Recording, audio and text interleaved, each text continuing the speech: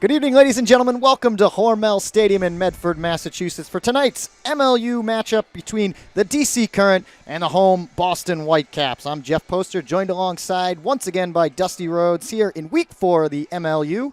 DC coming in perfect at 2-0, Boston at 1-2. They are first and third in the conference respectively. It's a beautiful night here at Hormel Stadium. We're having a little bit of a late start, so we apologize for the delay, but it is a 66-degree night here. A little bit of wind.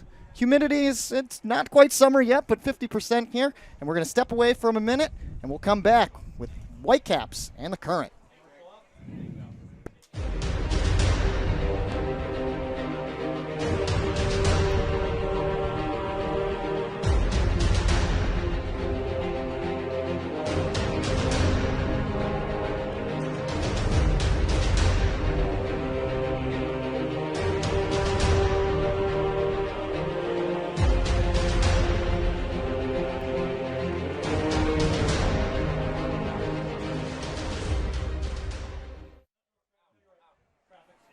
Hi, everybody. Welcome back to Hormel Stadium as we get set to go here. Once again, the DC Current on the road here to face the Boston Whitecaps, two of the premier teams in the Eastern Conference tonight. Let's take a look quickly at some players to watch. And, Dusty, I'll introduce you, and you could talk a little bit. Let's see, Lloyd Blake here had a big game a couple weeks ago against Philadelphia.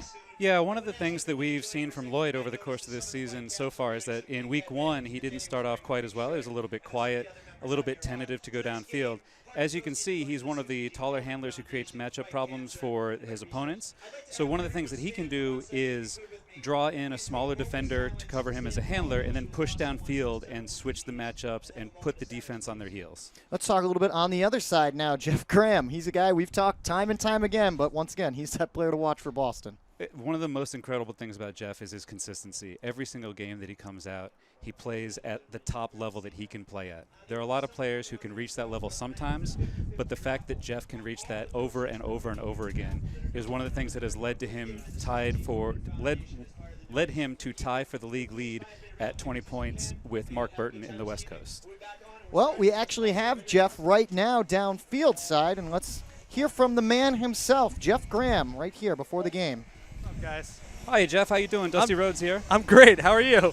Doing pretty well. The wind's picking up a little bit. Should have a tight contest. Yep. One of the first things I wanted to ask you about is so far you're off to a pretty good start yourself this season. How can we help that translate into success for your team?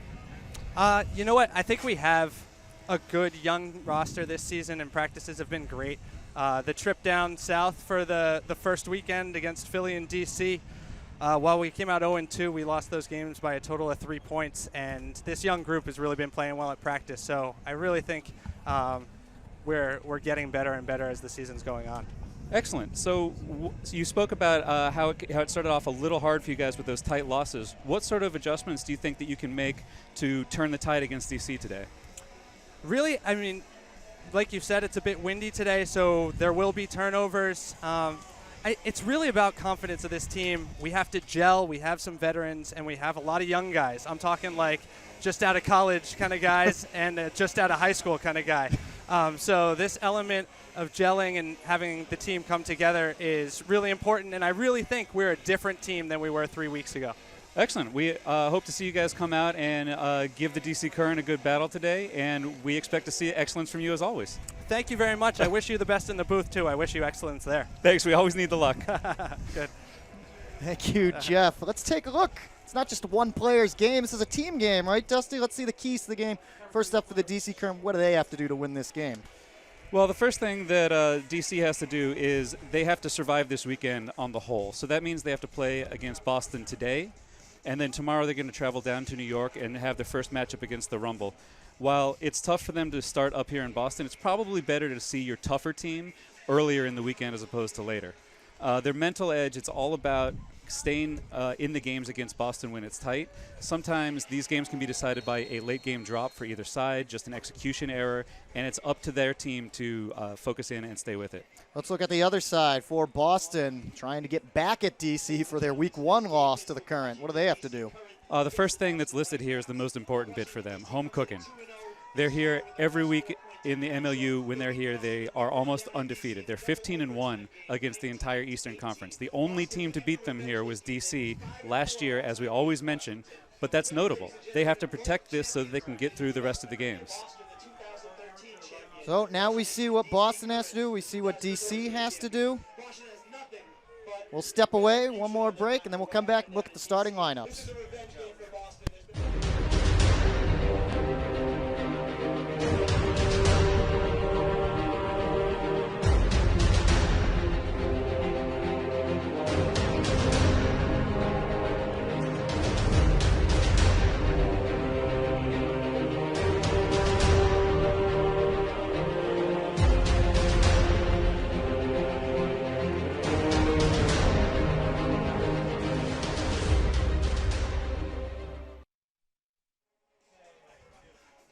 Welcome back to Hormel Stadium. The DC Current getting set to take the field, but let's meet the starting lineups first. The O-line here for the Boston Whitecaps be the guy we just saw, number 21, Jeff Graham, number 42, Teddy Brauer-Jarris, number 2, Matt Little. There's our featured player, the grizzled, number 4, Miles Montgomery Butler, the 00 man, Jake Taylor, number 3, Brian Zid, and rounding it out will be number 17, Ben Katz. On the defensive side, it'll be the captain, number 12, Alex Simmons, number 49, Eric Wilburn, number 19, Jeff Smith, number 25, Matt Rowan McDonald, number 21, Eric Stevens, and number 18, Tom Edmonds. And there's Tyler Chan, our featured man for the Whitecaps.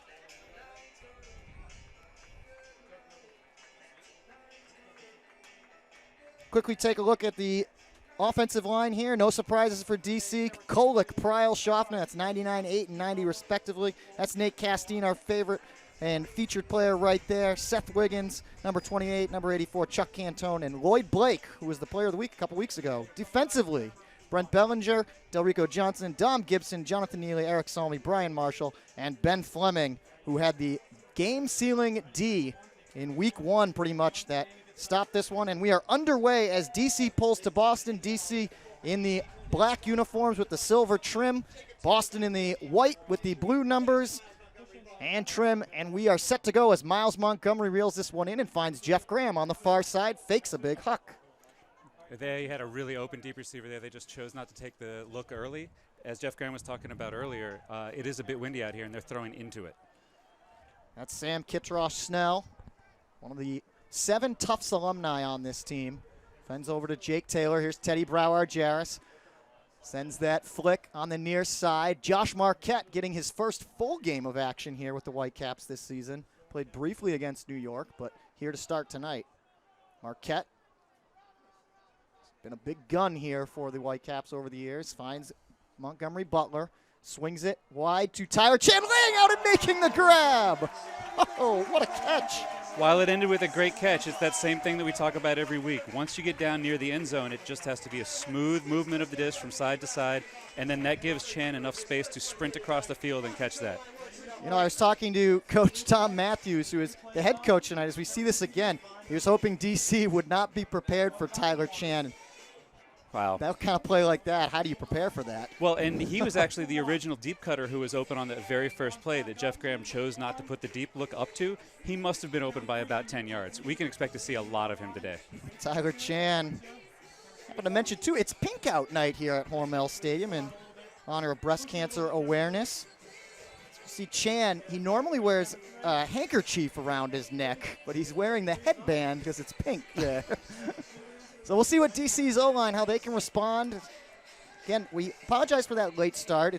DC had a tough time making the trip up to Boston. We'll see if their legs are ready to go. It can always be tough traveling on 95 either direction on a weekend. That's the whole East Coast megalopolis we're getting into there. That's Jack Hatchett, the Axeman for Boston, the Defensive Player of the Year a season ago, pulling down deep, and Lloyd Blake receiving it. And he's pushed back pretty far, and will float one out to Kolek. It was a fantastic pull and a good cover, too. However, they left Kolek entirely alone here by himself. on this close side. Pryal pushes it up to Kolek. On the second bid, he lays out and grabs it. He just wanted the extra yards there. Better position. Finds his man Blake on this near side. They're going to try and swing it and center it. Back to Kolek. Calvin Ong with his first catch. Kolek gets it back. He is the go-to guy for the spinners and finds his other go-to guy, Markham Schaffner. We're tied at 1. At some point there, it looked like the defender lost track of Schaffner or possibly poached off of him a little bit, but he was standing there open for a while before the thrower actually recognized and was able to deliver the disc. Looking excited there, of course. Good to see Tom Doy back as well. He provides a little more offensive flavor downfield now that they're missing Jeff Wodach for today's game. Take a look again. There's the initial, I don't want to call it a bobble, but he tipped it ahead to himself and then recovered nicely, and Schaffner all alone at the end zone there. The defender just may have been paying attention to something else. He may have turned his head for a moment. All those guys on DC's offense are ready. As the Current make their first ever, believe it or not, doubleheader weekend play since the league started 2 years ago. Well, it was close to that. There was a rain out one weekend that they still had to travel for the second game, so that doesn't quite count. Montgomery Butler reels in that pull, gets it ahead to Marquette. The man they call Cricket. Fakes a big flick out to his right, instead swings it back to Montgomery Butler. Piers McNaughton out on the field and catching that one. Nice one-handed grab by him. That's Zid. Floats one up to Matt Little, and Little tracks it down. We've seen both teams float a couple passes. They've both been completed so far, although if they continue to do that, some of these discs will hop up and we'll see some turnovers. Jeff Graham trying to get around Dom Gibson. Does it and gets it to Butler. Butler finds a wide-open Cricket who thought about threading the needle there between a couple of DC defenders. That's Chan. DC had a couple switches there. They're now back with their man. Back to Graham. Open player. Looking for Cricket, making a nice cut and in for the score. Josh Marquette from Jeff Graham. And listening right there, as you see. Is he listening for the fans? Is he listening for the crickets? I can't tell which. Well, I think he's hoping there are no crickets when he scores, right? Other than him. Right.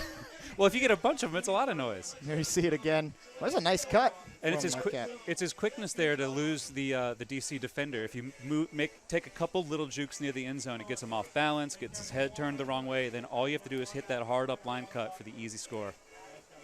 He said Josh Marquette missed that first weekend against DC. They had a couple of players, Marquette and Hatchett, both the O-line and D-line big guns missing for Boston in that double overtime loss. But that game was so close. it was a fun one, a way to kick off the season. That was the first time I've ever been in the booth, too. It was great. I didn't know how to respond to Ben Fleming making that block. I didn't know how to respond to Delrico Johnson making that catch between his knees. I was searching for words the entire time. Well, hopefully we'll get just as exciting a game here tonight as Hatchett once again pulls this one. And Ong is going to reel it in deep. So a little bit of a breeze here tonight. Yeah, see if it affects. The corner that Ong was working out of and throwing towards us in the booth, that's probably the hardest throw on the field right now. So if they can continue to put pulls back into that corner, DC will be having a tough time. DC on that far sideline, that's Schaffner. And I think we're going to get some contact here. Yeah, foul on the mark there. That's a good breather for DC. They were looking a little spaced out there on offense. Our refereeing crew, Owen Butler operating the clock. There's Scott Burns, Jonathan Levy, Max Lloyds, Jason Dumont, and a guy you know pretty well, Jamie Rhodes, out there as our chief. Big huck here from DC, but it's going to hang in the wind and float backwards, and it's going to be anyone's disc. It's tipped up, and who else but Kolek comes down with it. And he got fouled there as he was trying to release that next disc. But coming down in a crowd, he's tough to bump out of the way. He gets up very high, and he just makes a clean play out of a mess. Adrian Banerjee committing the foul. There's Peter Pryal, the one-time Whitecap. And Banerjee answers right back, getting in front of Kolek and D'ing that disc up. Pryal was thrown into a small space that was getting progressively smaller there.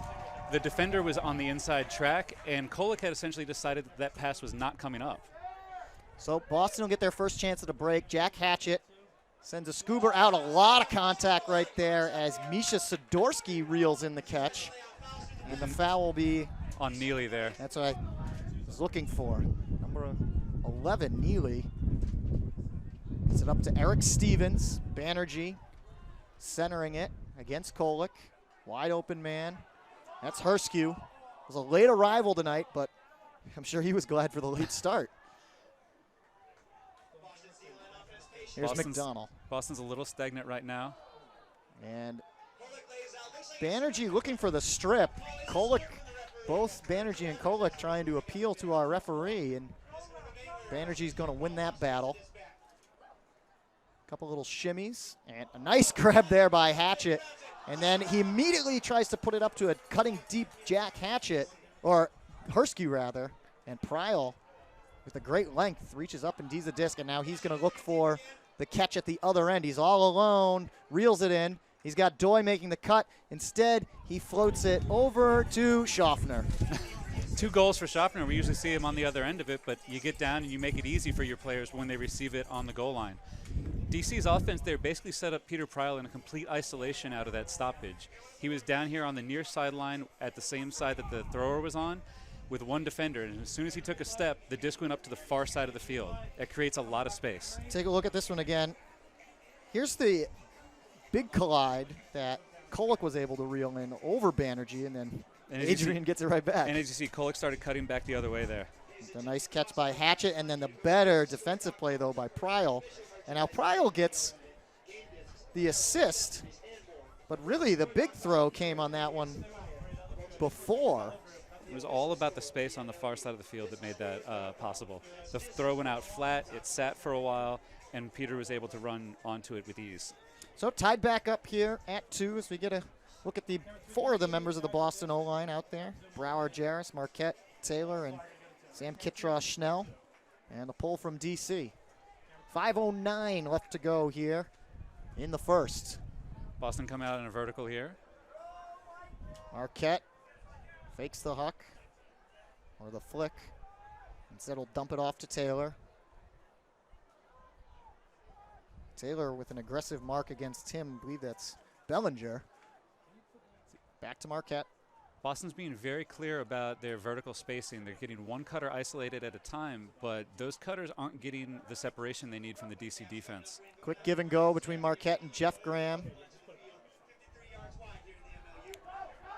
Taylor deep. Looking for Brower Jarris. He's got a wide open cutting Sam Kitross Schnell, and he reels it in. KS. We could see the disc hop there a little bit. The wind is going to be a factor today unless it calms down as the sun drops. But there were actually 2 deep cutters open there. It was Jeff Graham on the far side and Kitross Schnell on the close side. So Teddy Brower Jarris knows how to use the wind. Kitross Schnell with a nice read of the disc. He did a good job of looking it into his hands there. You can see it. He adjusted as he was running down. He broke stride. It was hopping up and down on him. But the goal counts. Former Tufts E-men. Their ultimate team there. Here right in Medford, just down the street. Reels it in and makes it 3-2, Boston on top. And we have 4:29 left to go here in the first quarter. That was a pretty quick point for Boston, putting the DC offense right back out. It's early in the game still, so they shouldn't be tired. But this is the sort of thing that begins to add up as we go through the game. How much do you consider with a game tomorrow? How much is that in their mindset? To try and even conserve energy, if that's the right way to put that. Well, you would want to conserve a little bit, but you have to win this game first. And it's honestly more important for them to get this one than it is to get the one tomorrow. Huck for Pryal, or intended for Pryal. McDonald didn't get a piece of it defensively. Maybe he just pushed the wind underneath it. It's that, and the offensive player, Pryal, couldn't see it because of the bid that was going through, so he couldn't tell if there was contact made or not. Well, Boston get another chance for a break here as Banerjee gets it back to McDonald. Boston's getting a little deep here in their offense. Now you see Thomas Edmonds with the big down undercut. McDonald had to be in danger of a stall there. And now timeout on the field. Boston stagnant offense, maybe get their O-line back out there. We'll see what happens as we come back. We're going to step away. It's 3-2, Boston on top of DC. You are just one of a kind, my dear. Such a good find, it's clear that you were made for me. We could be believably so carefree, for all the world to see that you were made for me.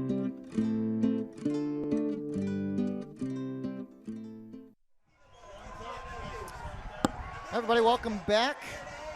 Innova is the proud to support Major League Ultimate and its incredible athletes. As the official disc of the MLU, the Innova Pulsar has quickly become the disc of choice at Ultimate's highest level. Visit innovadiscs.com to find a dealer near you.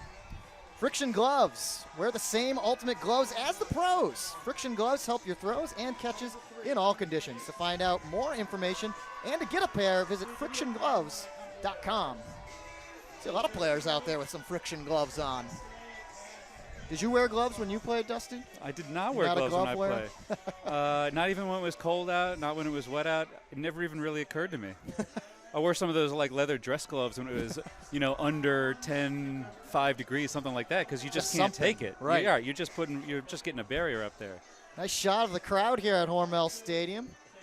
Took a while with the delayed start, but it definitely filled out, and we got a beautiful night here for Ultimate. Well, there were a lot of folks in the parking lot here right. grilling, tailgating, et cetera, before the game, and with that extra time, they got to hang out a little bit longer, wait for their late friends to arrive. Whitecaps doing a nice job here in their first year under new GM Mark Whitley. This was actually supposed to be their first home game, but ended up hosting 2 weeks ago the Rumble, who at the time were still dealing with stadium issues. And here's our first look at the new man here for the current, number 36, Nick Spiva. He'll be out there as both teams switch it up. Boston with their O-line out there and DC with the D-line. It's mostly the D-line for You see DC. Pryal out there. Yeah, and Ong, yeah. and Kolick. So it's like a 3-4 split. They're looking to get the turn and be able to score. And capitalize. We'll see what Boston can do. They're primarily their O-line as Marquette gets it back to Little. Now with a lot of space. It's a lot of space, but downfield, there's only one cutter moving at a time for the most part. That's Zid. Graham was making the big downfield cut, now separating from Gibson. A little messy in the backfield here. It's McNaughton controlling, and nice grab by Marquette. Yeah, that's one of those really dangerous cuts in Ultimate where you cut up line and there's a defender coming in also. Very tight defense here from DC. Graham on that far side. Boston looking to swing it back to the middle. They do so. That's Little. Trying to continue that. Shakes off Chan and finds Marquette. This close to the end zone, you have to start trying to prevent Marquette from getting the disc. You're not going to be able to stop him once he has it. McNaughton threading it against Kolick, and Zid, who gets the catch from McNaughton, and he finds Jeff Graham.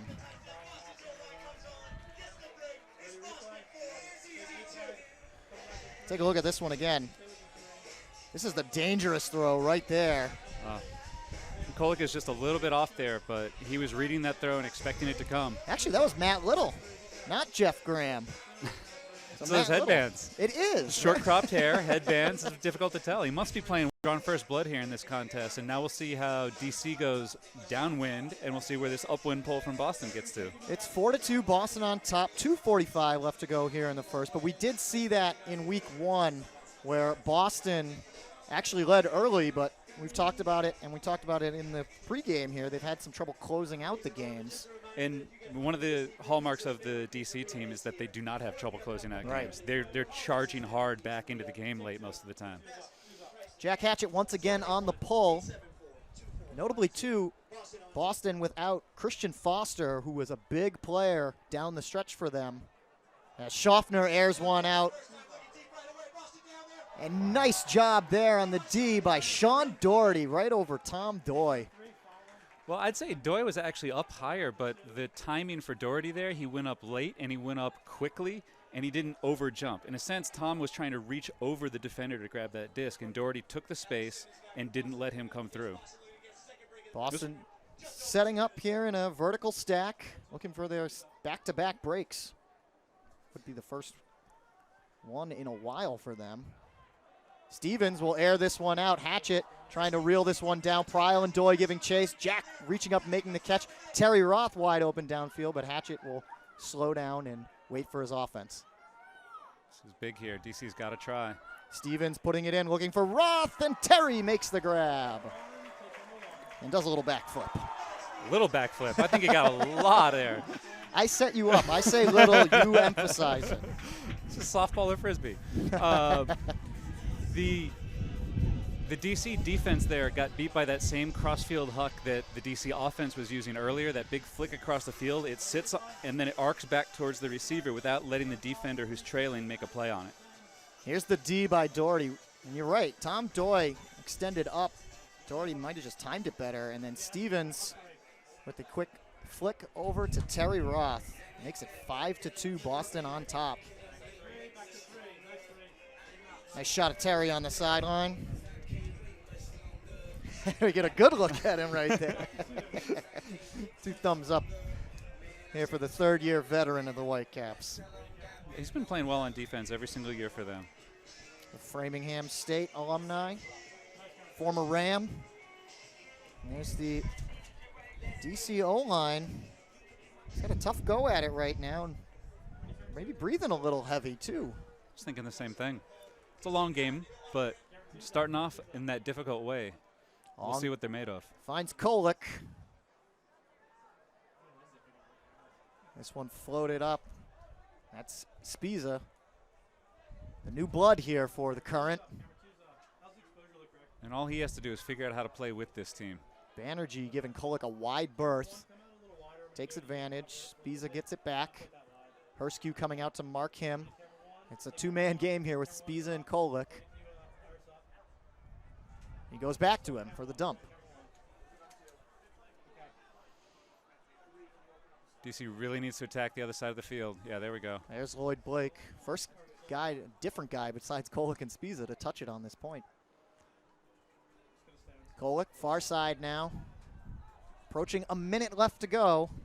They time this well. They can pin Boston down with not much time, but that's just going to be a throwaway. And we might get a call. It is. Jeff Graham actually out there defensively causing the contact. Loading it in, looking for Spiza on the quick cut. Can't connect. It's just a throwaway after a stoppage. That's the sort of thing where you need to take that patience. It would have been better for them to run the whole clock out as opposed to try to rush that individual throw. Yeah, that's Tyler Monroe with the throwaway. And George Washington, originally from Seattle, though. So let's see what Boston can do in the final under 20 seconds here, putting up a big huck into a crowd. What a catch there. Sean Doherty. Whitecaps will have to hurry up. Banerjee gets it back. They put it into the end zone. Was he in? They call it in. Matthew McDonald got just enough of the end zone turf there. Keep that in bounds. I got to see this again. I tell you, it looked really close from up here, but if he got his feet in, that's a great catch. Quick little dump from Doherty to Banerjee. Wasted no time. I still can't tell. It's hard. Ong was right in the way, too. He thought it might have been out, but the ref was cowering out of the way. That's a tough look right there. well, they give it to Boston, and they're not going to argue it. I'll make it 6-2. Whitecaps opening up here in the first. Yeah, it's really the sort of thing where it's almost as though DC wasn't entirely prepared for the speed at which Boston was ready to play after the turn. So DC will have 2 seconds here. Maybe get one big huck downfield. You see Schaffner, he's kind of the go-to guy in this situation with the big cannon. Looks like they're checking for about how much time should be left on the clock.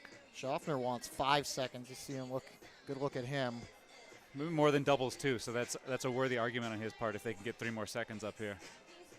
Well, we saw in that first week 1 game, the point that actually would send it into overtime, DC had just a couple of seconds left too, and Schaffner was the guy. Kolick reeled it in, and quick pass over to him, and he just launched it.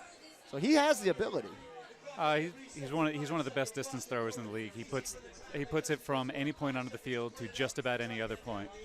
So yeah, we'll get 5 seconds here. It looks like Jeff Graham's going to be coming out with sort of a forehand roller here. I expect it to roll towards our side, the close sideline here. There it is. The roll goes towards midfield and now takes that turn. He'd be wise not to pick it up quickly. Just wait. Wait for your teammates to get down. McDonald on the mark. Ong quickly up ahead to Schaffner. That's who they wanted to go to. He launches it. It's going to be anyone's disc. It's tipped, and it's tipped out the back. Until Rico Johnson, he seems to be the go-to guy in that situation. Can't come down with it. Yeah. So that's the end of the first quarter. 6-2, we'll step away. Second quarter coming up here. Whitecaps on top of the current. Hey, Philly sports fans, come on out to Villanova Stadium on Saturday, May 30th at 6:30 p.m. to see what professional ultimate frisbee is all about as the New York Rumble take on your Philadelphia Spinners. It's Luau Night. Come celebrate the beginning of summer with giveaways, prizes, and autographs, and one lucky fan will get a chance to win $500 cash. Tickets start at just $16 now at spinnerstix.com.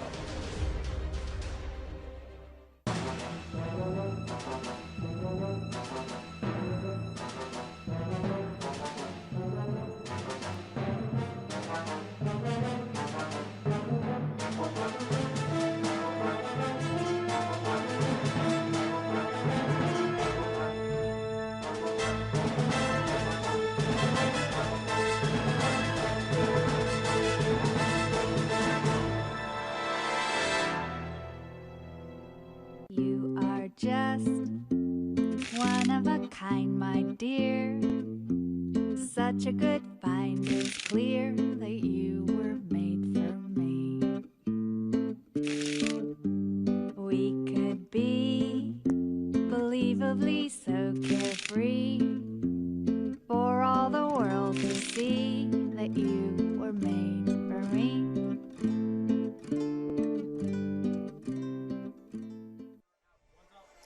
Welcome back to Hormel Stadium. Whitecaps on top of the current 6-2 as we get set to start the second quarter. You know, Dusty, I saw a couple of guys down on the field playing Can Jam. Can Jam is a proud sponsor of the MLU Ultimate for 10% off of your purchase. Skippy Peanut Butter. Skippy, the official peanut butter of the MLU, made with the funnest peanuts ever. Skippy, yippee! Look at our refereeing crew. Kind of had a tough task, at least on that initial call for the goal that McDonald scored. Well, there's a Coach Moldenauer talking about it. There's a handful of things that they need to make sure they get right. It's going to be even a little more difficult for them as they have a couple of new refs working with them. This is their first game. They're prepared, they're practiced, they're experienced, they've been tested. But to come out and ref your first game with full-speed players can be a bit of a challenge. They can sneak up on you really quickly, and you need to make sure that you're in position not just to not be in the way, but also to make the call. Whitecaps lead here 6-2 as we get set to start the second quarter here at Hormel Stadium. Jeff Poster alongside Dusty Rhodes on our MLU Live Game of the Week.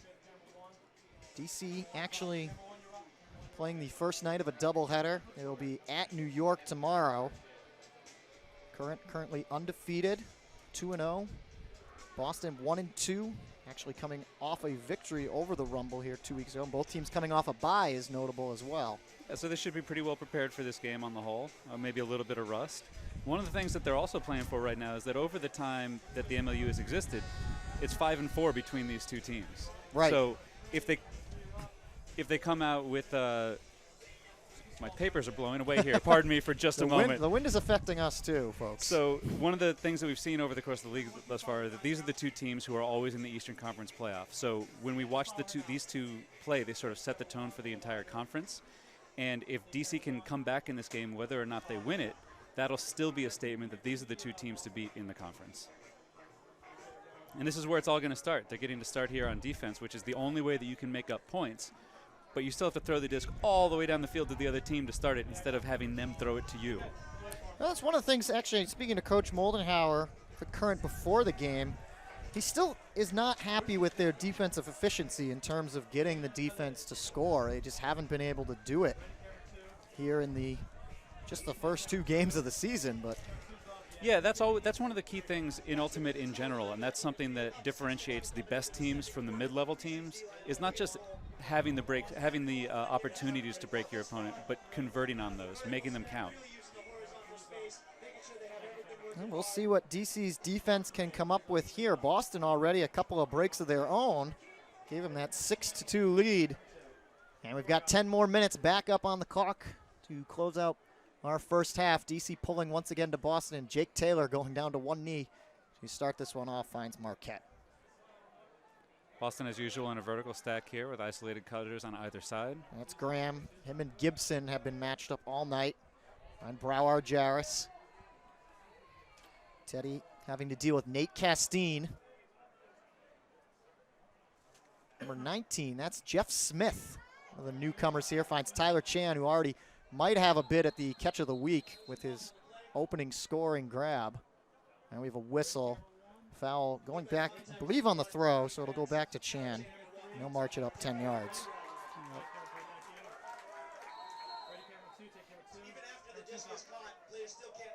Chan still a college student at Tufts.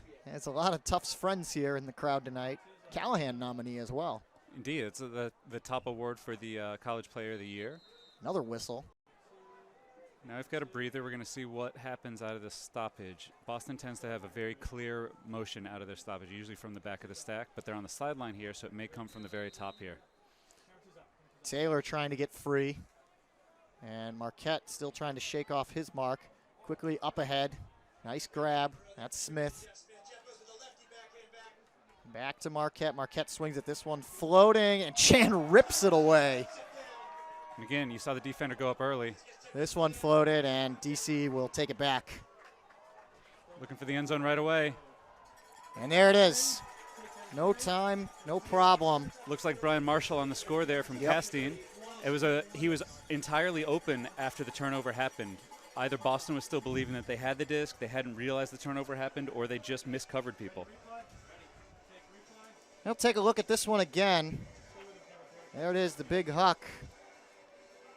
That's a nice toss. Marshall. Nice little soft fall on it. A lot of times when you see a player that open, players will have a tendency to overthrow them. They'll get excited. They'll put too much power on the disc. But in that situation, he had just the right edge on it. It sat down in the wind, and Marshall was able to get the goal. Now we're going to get a chance to see if DC can start their own defensive run after Boston's 4-point run with 3 breaks to finish the first quarter. Also see if Boston's O-line may be a little gassed after playing that last one. Graham back out there. They do have a couple of switches. Montgomery Butler was not out on the last point, is in there. And DC will pull. First break of the game for the Current, making it 6-3. Boston still on top. Here's Montgomery Butler. Quickly up ahead to McNaughton. Graham still. It's a really nice jump cut to get open there by Graham in the lane. Now he's being guarded by Timothy Jackson here. Up to Chan. And Tyler Chan just beat that guy in a foot race. And Chan, I think he was going to Marquette. I don't know if Marquette knew that, but he backed away from it, couldn't get it. Reels in this one, though, from Montgomery Butler, who did get Chan's pass. And then who's wide open? That's Jeff Graham. The issue there for the defenders is that they were caught flat-footed multiple times from sort of the center of the field where the stack was. And as we'll see here, they reel it in, and then this next cutter comes straight across, and there's nobody near him because once he started his cut, the defender hadn't caught up, was not ready, wasn't on his toes. Well, Boston with some routine and easy offense right there. Graham wide open. And we have 7:36 left to go here in the first half. It's 7-3. Boston now on top. Good look at Jeff. As he heads back to the sideline, I saw a glimpse of Tom Matthews, who's normally the assistant coach here for the Whitecaps, but acting as head coach tonight. No Sam Rosenthal on the sidelines.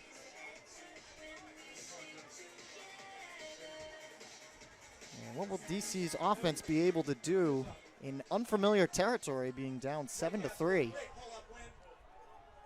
Part of that is not trying to do too much right away. They only give you 1 point for each goal.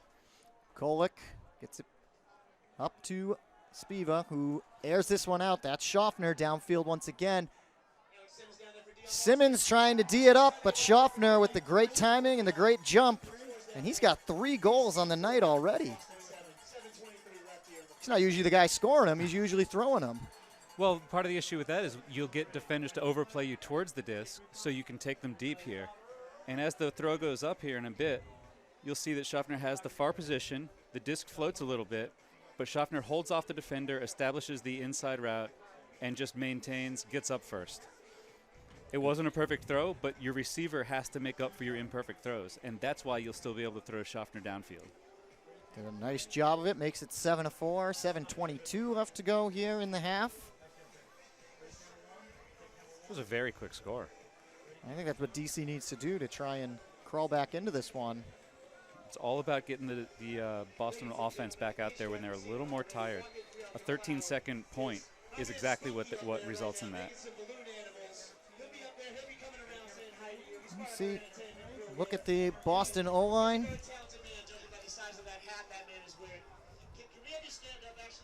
Now Boston's coming out in more of a spread here with 4 players on the close side to us and 2 players on the far side.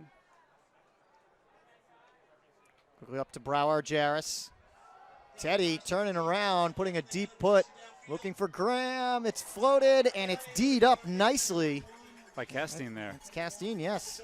He dropped off the far player on the field, again, close to us, and got a D on someone else. So that's the way you play team-level help defense. DC will try for another break here. Boston's in sort of a soft zone right now. They have 1 guy deep, and they're leaving a player open on the very far side. Dom Gibson sends it back. Delrico Johnson, the hero against the Whitecaps last time out. Here's a big huck downfield, reeled in nicely by Wiggins. That was a rocket of a throw by Castine. Wiggins with the hammer. 1 guy down there. It's Dominique Gibson. And Wiggins was walking off the field before that was even caught. He knew it was perfect, and he knew the receiver could be relied upon. Very Larry Bird-esque. Well, you Putting up practice the three-pointer and walking away. Or Steph Curry, for that matter. You practice it enough, and you know when that disc leaves your hand whether it's a perfect throw or not. It might still be caught if it's imperfect, but the feel when it leaves your fingers, you know. And Gibson was right there to reel it in as we take another look. That was actually Marquette who was trying to get that one for Boston, and the quick hammer from Wiggins, and Gibson just had to wait for it to come down. Caught Brower Jarris with his back to the thrower, didn't see the disc go up, couldn't close on it effectively. So once again, Boston's O-line back out there. And just that quickly, DC is back within 2. 7-5, 6.5 left to go here in the second. As all of a sudden the Current started to find themselves here and improving that defensive efficiency, which is what Coach Moldenhauer wanted. See if they can do it again. Montgomery Butler sends it out to McNaughton. McNaughton looking for Marquette, trying to get around. The wind is picking up a little bit. Sends it to Little. DC's tight all over the field right now. Little quickly back to Zid. Gets it right back. He's got Graham on the dump. Now all of a sudden Boston's offense not moving very much. And they said they're going to air this one out. Zid down there. He's got 1 man defending him, and Zid has it. It's bobbled, and there's another Boston player coming in, making the grab, but it was McNaughton. He couldn't keep it all the way down to the ground. A referee had initially signaled a score, but then McNaughton walked away from it, didn't have control. DC another chance for a break. Had it for a moment, just couldn't keep with it. There's a lot of people falling on the field right now. There's another one. Another air out. Reeled in.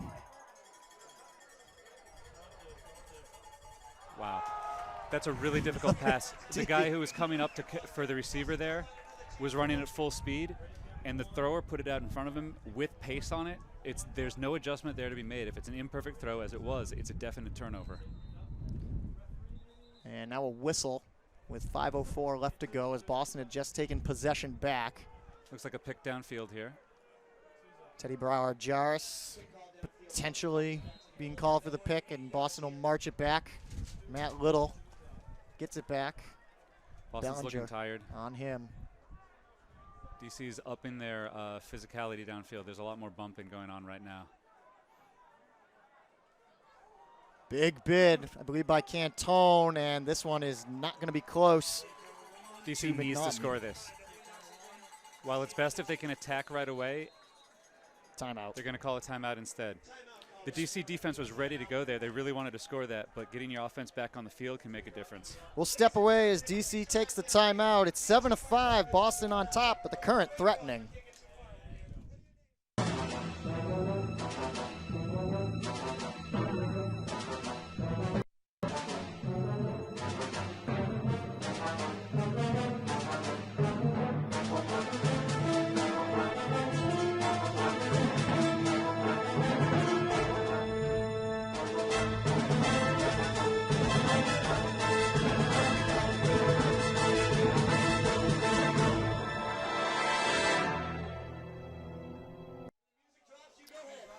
Do you have an athletic event, team, or corporate outing coming up? If so, charter a private bus, minibus, or party bus from U.S. Coachways. Bus travel is one of the safest, greenest, and most affordable ways to get your group to an event. If you're going with a group, trust U.S. Coachways. That's what we do. Disc Store. Go to discstore.com to purchase official merchandise of Major League Ultimate. Game discs, apparel, accessories, and more. Discstore.com is the world's premier supplier of Ultimate Frisbee products and the official store of the MLU. Discstore.com. That's discstore.com.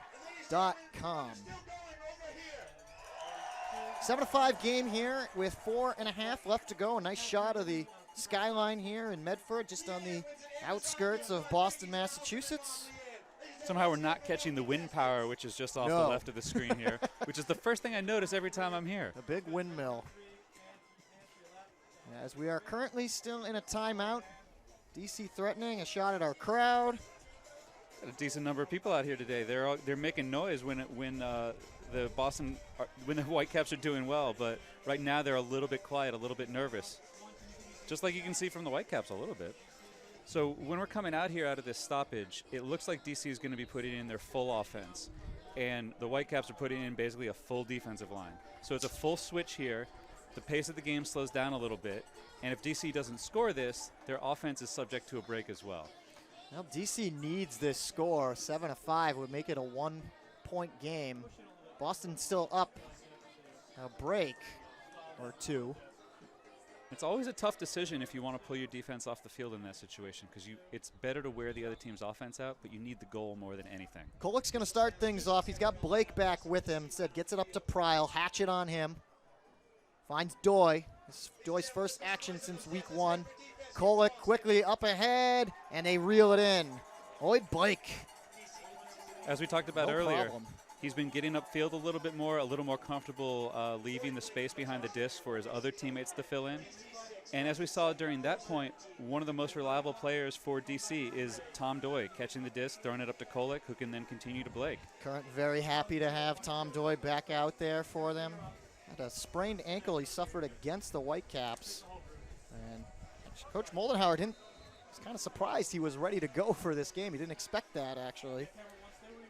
And just like that, it's a one-possession game, 7-6. Boston still on top, but DC has now outscored them 4-1 here in the second quarter.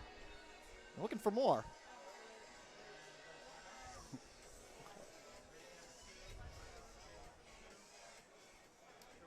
We have a timeout called here. We do have a timeout. So we'll step away once again. 4:17 left to go here in the second. It's 7-6. Boston on top of DC.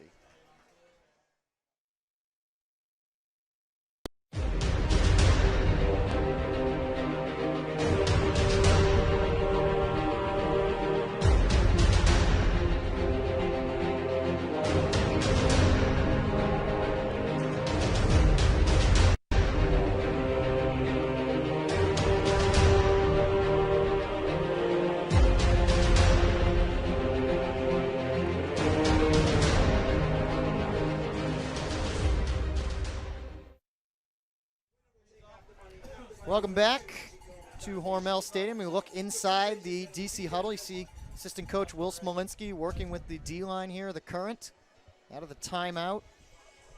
And one of the way DC structures their coaching staff is that Coach Smolinski is only responsible for the defense, and Coach Moldenhauer only handles the offense. Yes, they talk to each other in between planning practices, that sort of thing, but when it comes to game day management, it's definitively split between the two, so they have a little more focus on either side.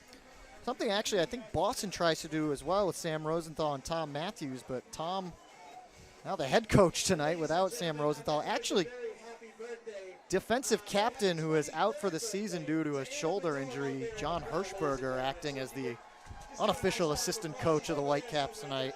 And it's always nice to see players who have suffered an injury or whatever coming in to help out their team elsewise, because it builds belief in your team. It shows that it's not just the players on the field who make all this happen. We're still in the timeout here as we look at the Boston sideline. Boston will be getting the disc and would love to stop the bleeding a little bit. As I said right before our break, DC has outscored the Whitecaps 4-1 here in the second quarter. The offense has gone stagnant here. DC's defense has picked up, and they will be pulling from half field out of that timeout.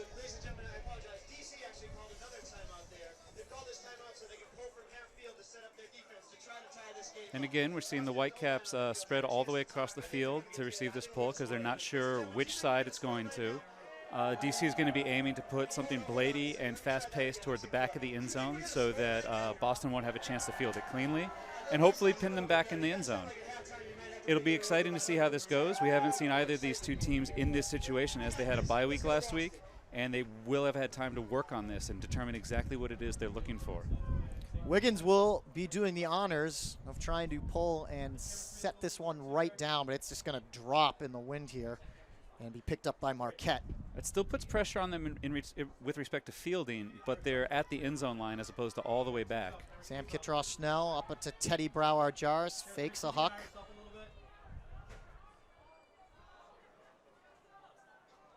Boston's offense is doing a good job right now of taking advantage of the aggression of the DC defenders. They're kind of jumping on the original cuts. Dig out there low. And Boston is taking the second options in their offense. Kitross-Schnell looking for someone to dump this disc back to. And a stall is called. He had no one to go to. Good defense by DC. Defense didn't get that fast break right away, but they're still confident on offense right now. They're controlling both sides of the field. Dominique Gibson up to Wiggins. DC looking to tie with 3.5 left to go, but that one a little bit too high. Couldn't come down with it. Danny Denon. To stretch the field. We're a little bit unsuccessful in that right now in terms of the fact that they're setting a sort of a zone-ish, sort of clamming us down a little bit, and we're getting a little bogged in. That, and we're having a lot of unforced turnovers, and that's just you can't do that. That's always the it's always the case. It's hurting my soul. It makes us sad up here in the booth sometimes too. What are you guys going to be focusing on coming out in the second half? Just execution, or are there any other tactical things you want to work on? Sure. Okay. So defensively in the first half, especially in the beginning of the first half, you saw us off their man when they were going upwind.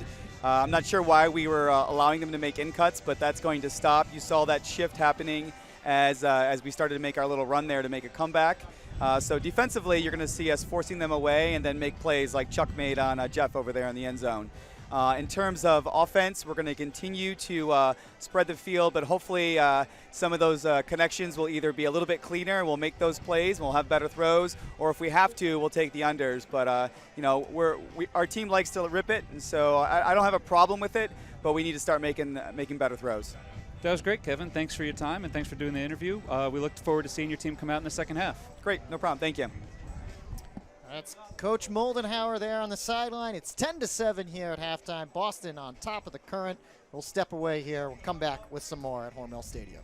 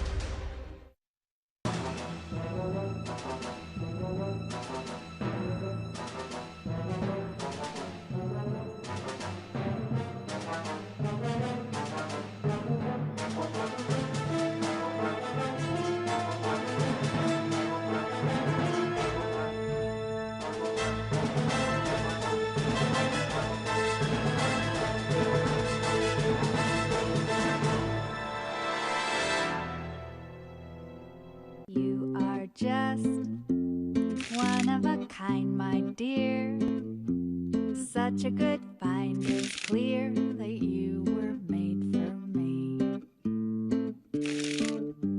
We could be believably so carefree, for all the world to see that you were made for me.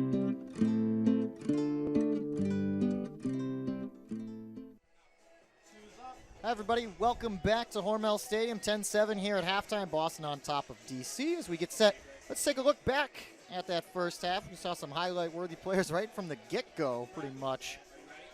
From both of these teams, it's been an exciting time here. Take a look early on. This very low throw, and that just set the table for the game, that layout by Tyler Chan. Well, and that's the sort of effort we expect from all of these players. You can see, again, he's just going for the extra yardage there, confirming the play with another layout because he doesn't want to be shown up by the other team.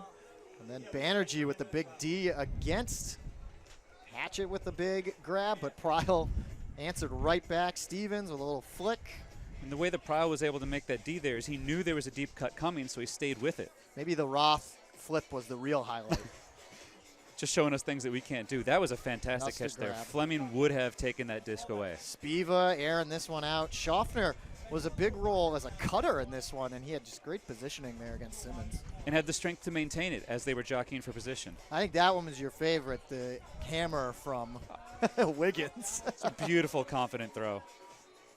This was the big D from Cantone towards the end of that first half against Jeff Graham, of all people. So, which even Coach Moldenhauer was impressed by, and you don't hear that too often from him. And you can see that windmill going hard right now. So that's what these players are dealing with, is what we're dealing with up here. It's 10-7 here at Hormel Stadium. We'll step away once again here at halftime.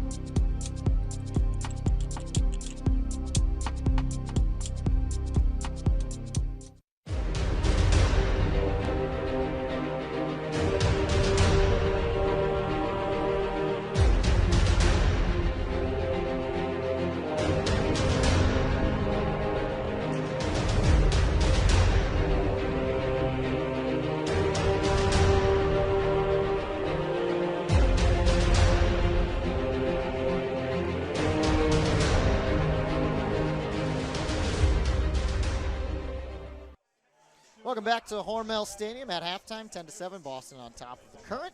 Jeff Poster alongside Dusty Rhodes. We saw the plays of the first half. Let's step in our time machine, though, and take a look at the previous week and the plays of the week that we saw from 1 week ago when both of these teams were actually on bye. We got to change up the faces. That's Get right. familiar That's with right. the league as a whole. So we'll take a look first. The defensive play of the week, staying in the East Coast, though, with Matt Esser. This was one of my favorite blocks from watching this game, and there were a handful of them. He chases down Scott Zoo here, makes the bid in front of him where the offensive player has to come back for the disc instead of being able to run it out fully. Philadelphia went on to beat the Rumble in that game. Rumble still looking for their first win as we move over to the catch of the week. This is a fun catch, is the way I will label it, by James Sheridan of the San Francisco Dogfish as we head out west. You would say fun, and what I would say is this is a focused catch. That's He's a good fully way. in the moment He to make a catch like this. Gets the read on the big hut. His defender comes over. I don't think his defender ever touched it. He's the only one that does.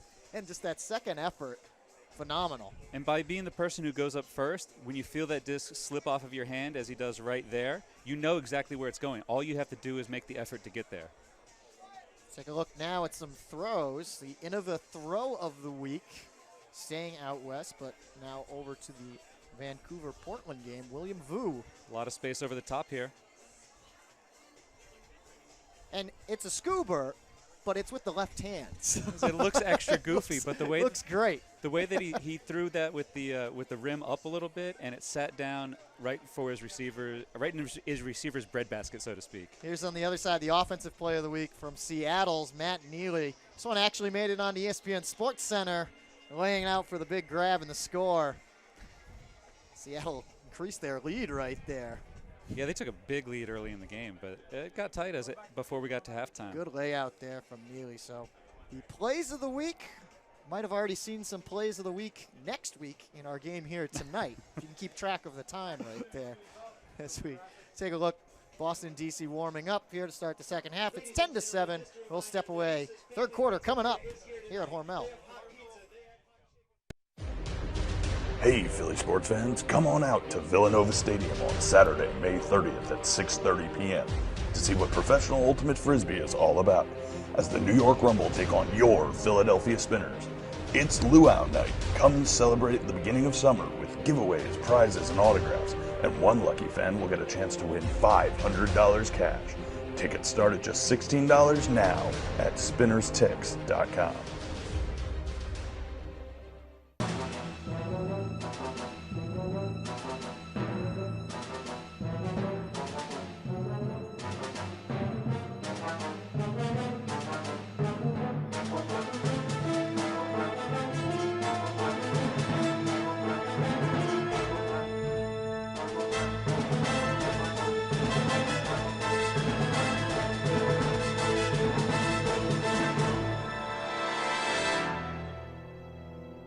You are just one of a kind, my dear.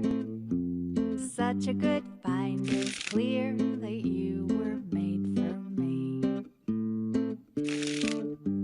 We could be believably so carefree, for all the world to see that you were made for me.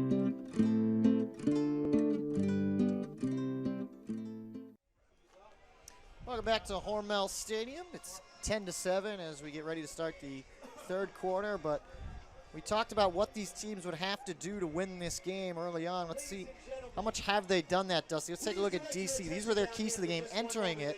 Have they done them? Do they need to improve on them? What do they have to keep doing? Well, on the whole, a lot of this is focused on what they need to do to stay in this game tonight. It's about playing this game as opposed to worrying about tomorrow's game. It's about keeping your mental game up, your focus ready. And as we mentioned repeatedly when people come up to Boston, because it is a legitimately long trip, you have to get out of the bus and get out of that bus mindset where you're just ready to sit and wait and sit some more. And what they did in the first half here is while Boston went off to the first run, DC did not get down. They came back in the second quarter and made their own 4-point run just to make this game only 3 points at halftime. That's pretty much a victory in the first half for DC, coming to an away stadium that in which the home team has a 15-1 record and sticking with them after they made that opening statement of a 4-0 run to end the first quarter. Let's take a look on the other side. Boston came out strong. It faltered a little bit in that second quarter, but picked it back up towards the end. Have they applied their keys to the game, and what do they have to keep doing to win this game? On the whole, the most important one here, as we mentioned from the beginning, is finishing the job. They got up to a big lead early. They were up 6-2. And after that point, there was a quarter break. DC reorganized a little bit, recommitted to playing defense, and then Boston let them back into the game. If they had sort of maintained that lead or even just prevented a 4-point run at a 2-point run, that would have been a much better way of presenting themselves early in the game. Well, we'll see if these two teams can apply those as we head to the third quarter, but we'll step away once again here at Hormel Stadium, Boston. Looking to close out the current up 10-7.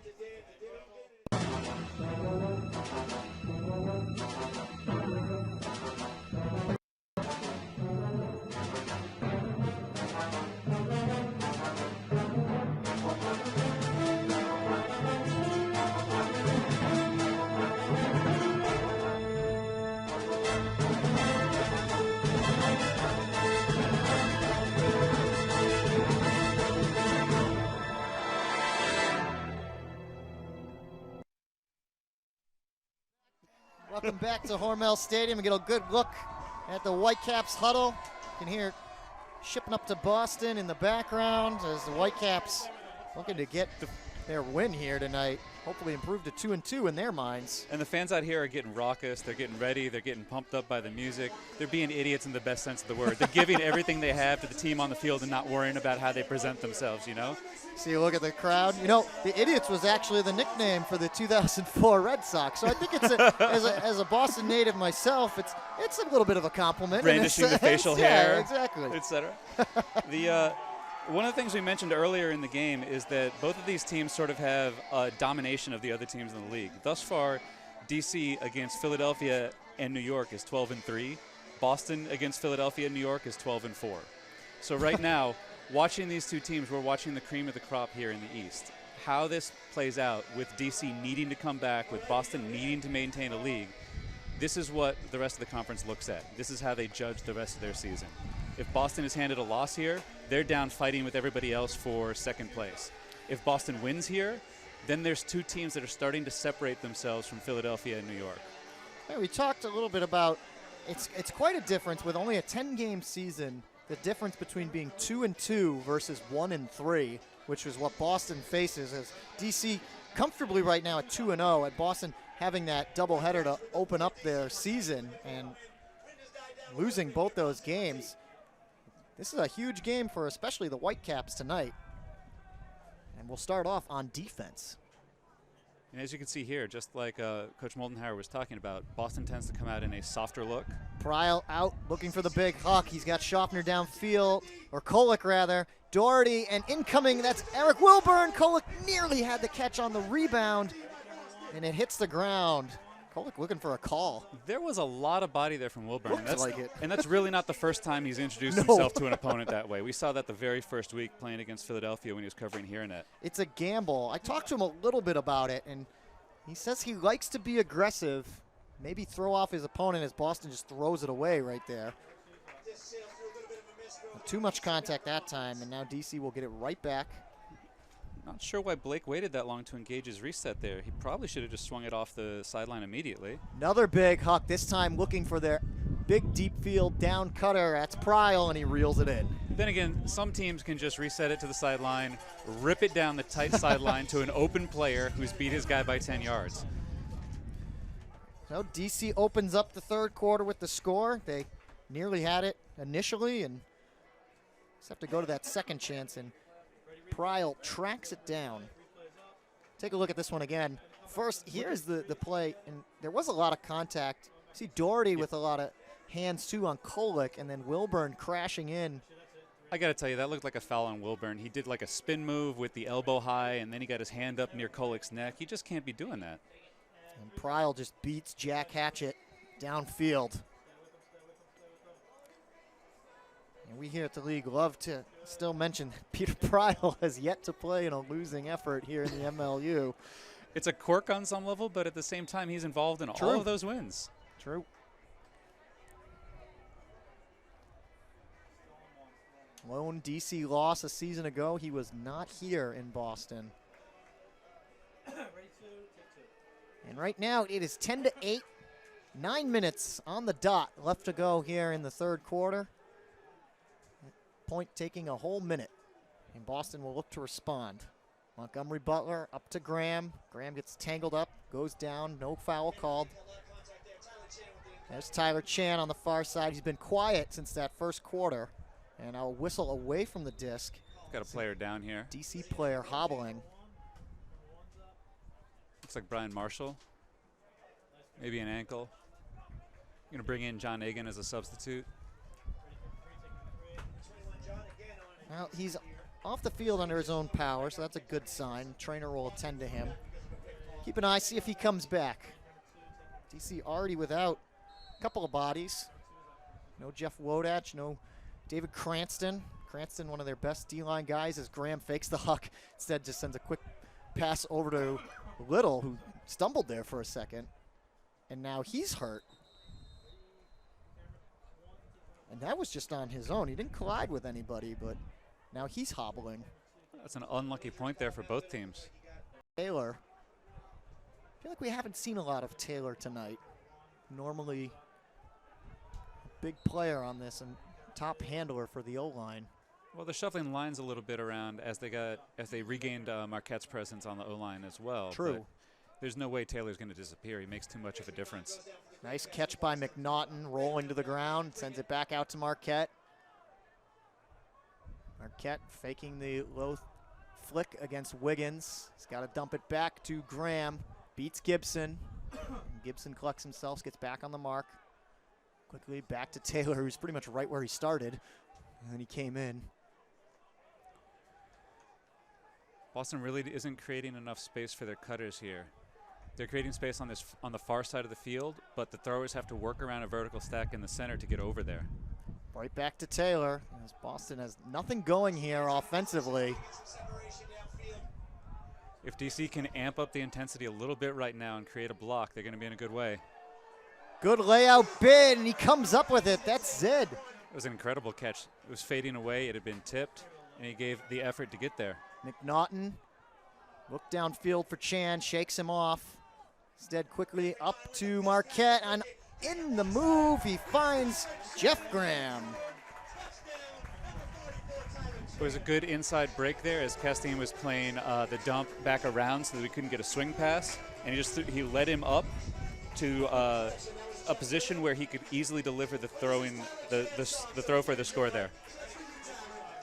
So the great catch here as Taylor, it just went right past him, and Zid with the bailout and the layout. Looked like it may have been down. Very close. Not sure if the rotation changed due to the hand or the ground, but it was very close. Very, very close. And Jeff Graham getting the catch for the score right in stride was Marquette, wasting no time. Take a look again at the sideline of the Whitecaps and Jeff Graham. So 11-8 now, 7:17 left to go.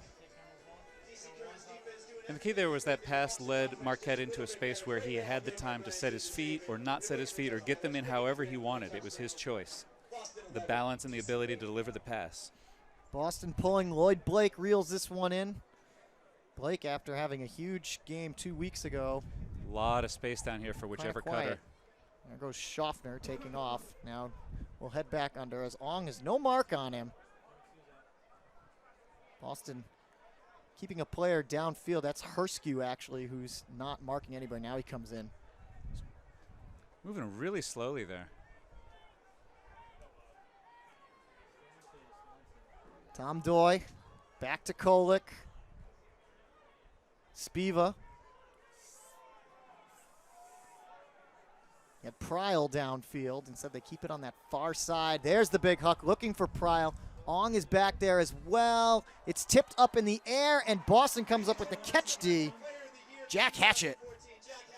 It looks like Pryl's upset about the call there. It may have been a strip or something like that from his perspective, but it doesn't make a difference. The disc is going up deep here. Stevens will air it out looking for Simmons, the big defensive bid, and Simmons reels it in for the score. Wow. Eric Stevens with the big huck, and Schaffner went all in for it. Very close play, and he's slow to get up. Take a look at this series of plays again. And that is close. We can't see it from this angle. The camera isn't on the far side.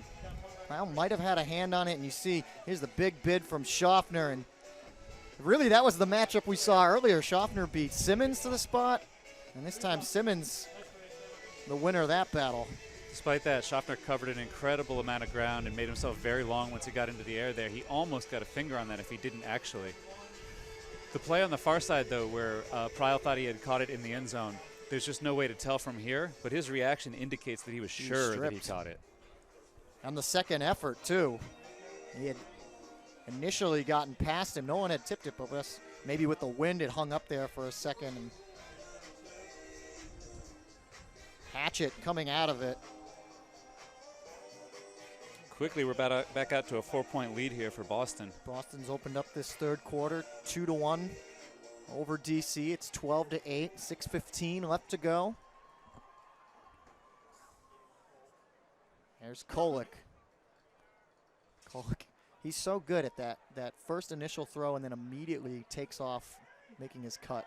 I love to watch him. I think it's easier because he's left-handed. I haven't figured out exactly how yet. DC moving very fast on that point as Pryl finds Kolek. They wasted no time. That's what they need Might have been inbounds, out of, though. yeah, I thought it was going out of bounds. They're going to award it to Boston, though. Hatchet will pick it up against Doy, trying to center this. Gets it out to Simmons. Simmons keeping it on that far side.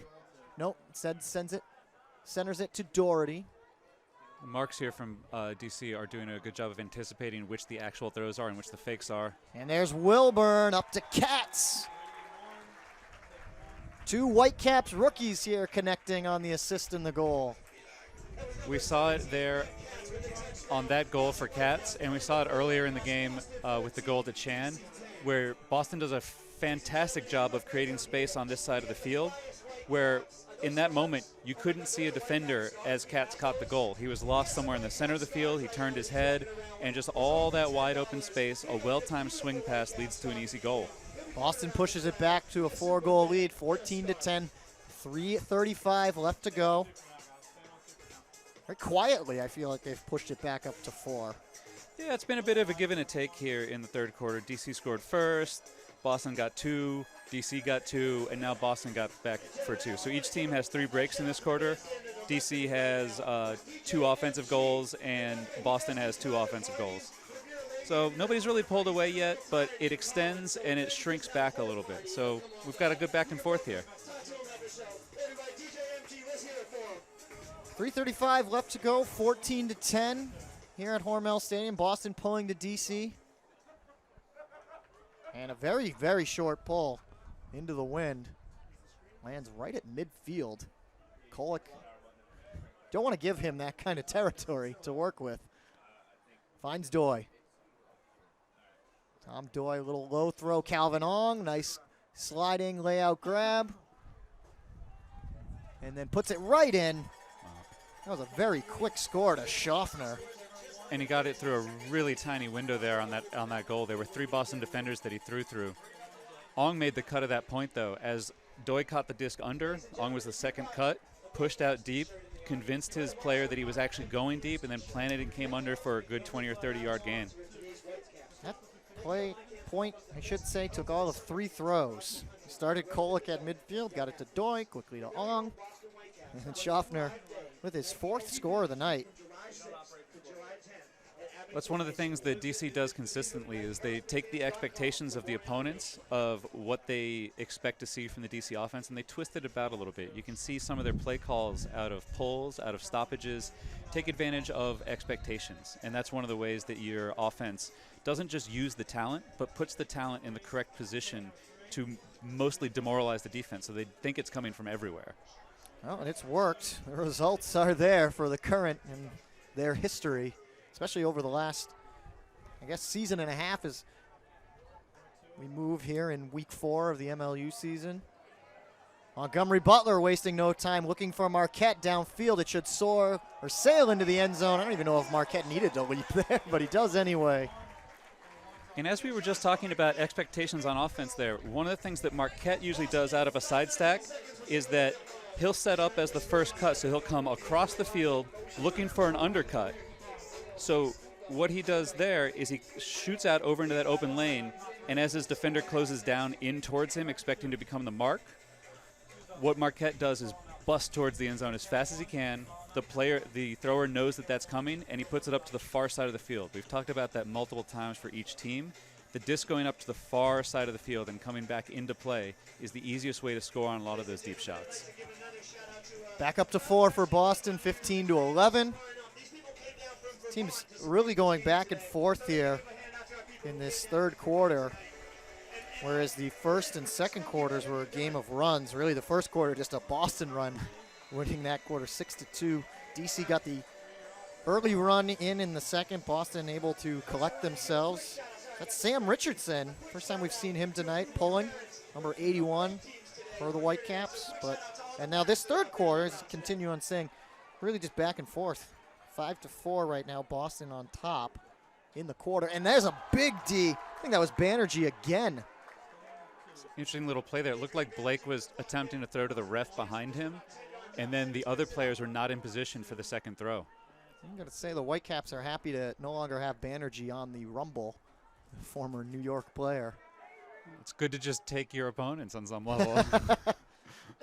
Nice layout grab there. Terry Roth and the backflip as usual. Roth with his second score of the game. Boston wastes no time after the D. That was a quick run there from Boston. It went from 4:47 left till now. They've scored 4 points. The DC's 1. That's a quick hitting, aggressive run. Right here, you see Banerjee in front of his man, and then Edmonds gets a quick pass and finds Terry Roth. And Roth did good work to not only get down to get that dish, but catch it and get his arms down before he slid out of bounds or contacted the sideline. The thing there that Blake could have done is potentially throw back around to Kolek, because his player had poached into the lane, Banerjee, to get that block. It was a little tough, though, because the stall count was getting high and he just needed to make a decision. Sometimes you get rushed and you make the bad decision. 16 to 11, 2:46 left to go. Is DC's O-line having some trouble keeping up here. And the first game of a doubleheader for them this weekend will be down in New York as the Rumble, their home opener, so they're excited. Finally get one on their own turf. Calvin Ong quickly out to Spiva. There you left Schaffner wide open there with the big gun. He finds Pryle in stride. When will they not be able to connect on that? The thing with Schaffner is that every player who caught that disc in his position would have seen Pryle open deep, but not every player can deliver the disc 100% every time into the wind before the defense can recover. Take a look at this one again. Quickly, and Schaffner just all the time in the world, all the space, the windup, the throw, and the catch. And he created that space on the in cut there because he knew his defender wasn't going to bid in on the disc and had already started to slow down. So what Schaffner did is he slowed down himself and sort of jumped upfield to get the mark behind him before he caught the disc. That's what allowed him to get that free throw completely. DC's D-line looking for a break here, trying to cut into Boston's 16 to 12 lead. One tick under 2:30 left to go in this one. Or in the third quarter, I should say. And they're going to need to make some headway before we get to the fourth quarter here. They're going to need to close it down to something less than 4, and then they'll be in good position to make a challenge at least. Very quick scoring points have extended this quarter out a bit. And there's our second out-of-bounds pull in that same corner, and he did the same thing. It turned out to be an inside out, got caught by the wind, and driven down towards the track.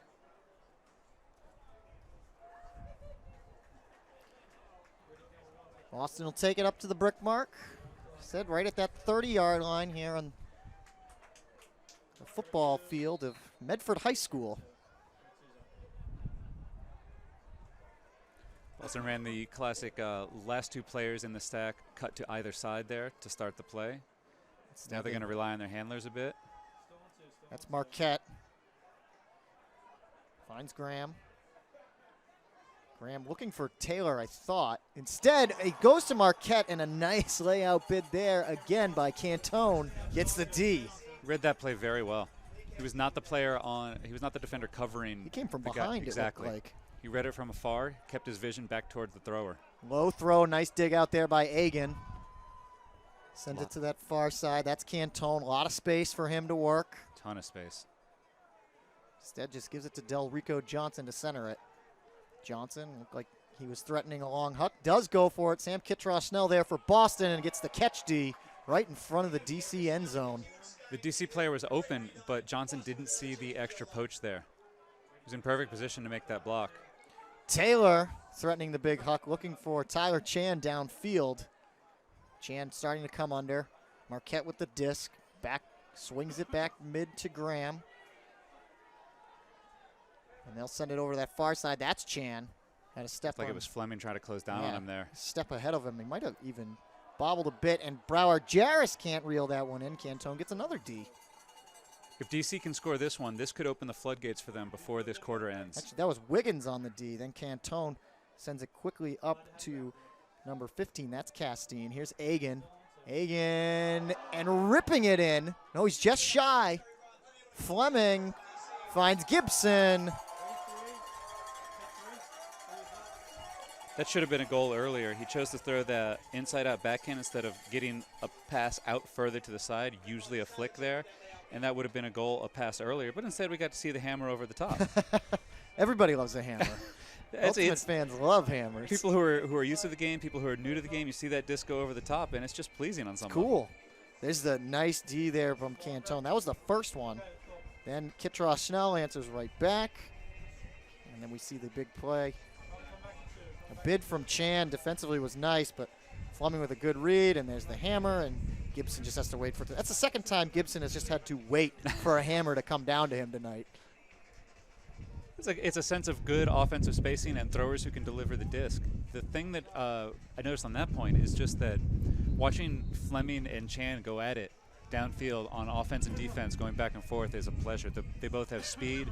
They are both ready to take it directly at the other player as opposed to trying to use subterfuge, use misdirection, something like that.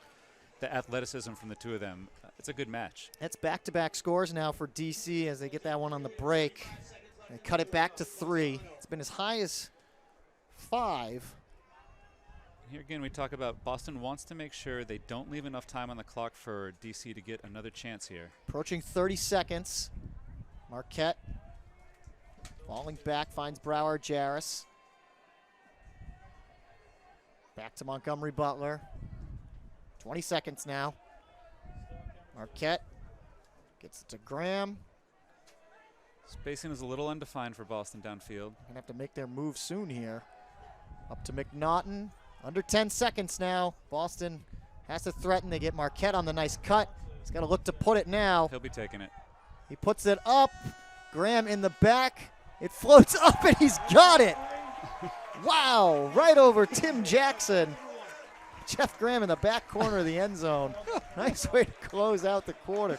And I think Marquette just threw that up and hoped for the best. Oh, I disagree. No? The way Marquette plays, he is the most dangerous player in situations like this where he knows he needs to get it to somebody. He's going to find the right pass. The defender had no chance there. Graham didn't even realize how open he was or that there was that much space there for him to get that goal. So that pushes Boston back up to 17-13. And back up to 4 as we close out the third quarter here at Hormel Stadium. It's 17-13. Boston on top of the current.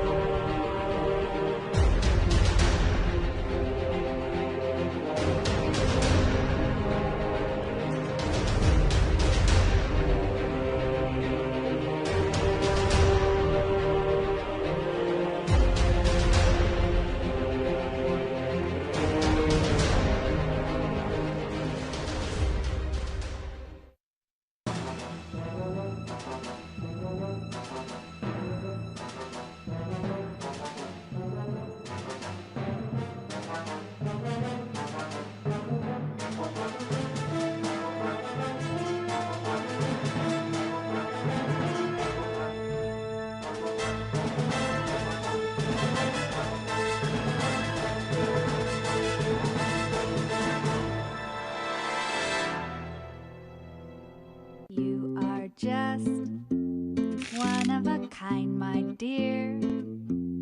Such a good find, it's clear that you were made for me.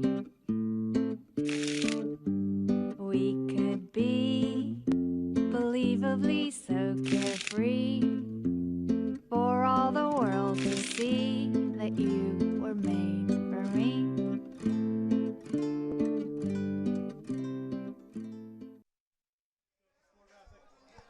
Everybody, welcome back to Hormel Stadium. It's 17-13. Boston on top of DC. They've held that pretty much the whole way here.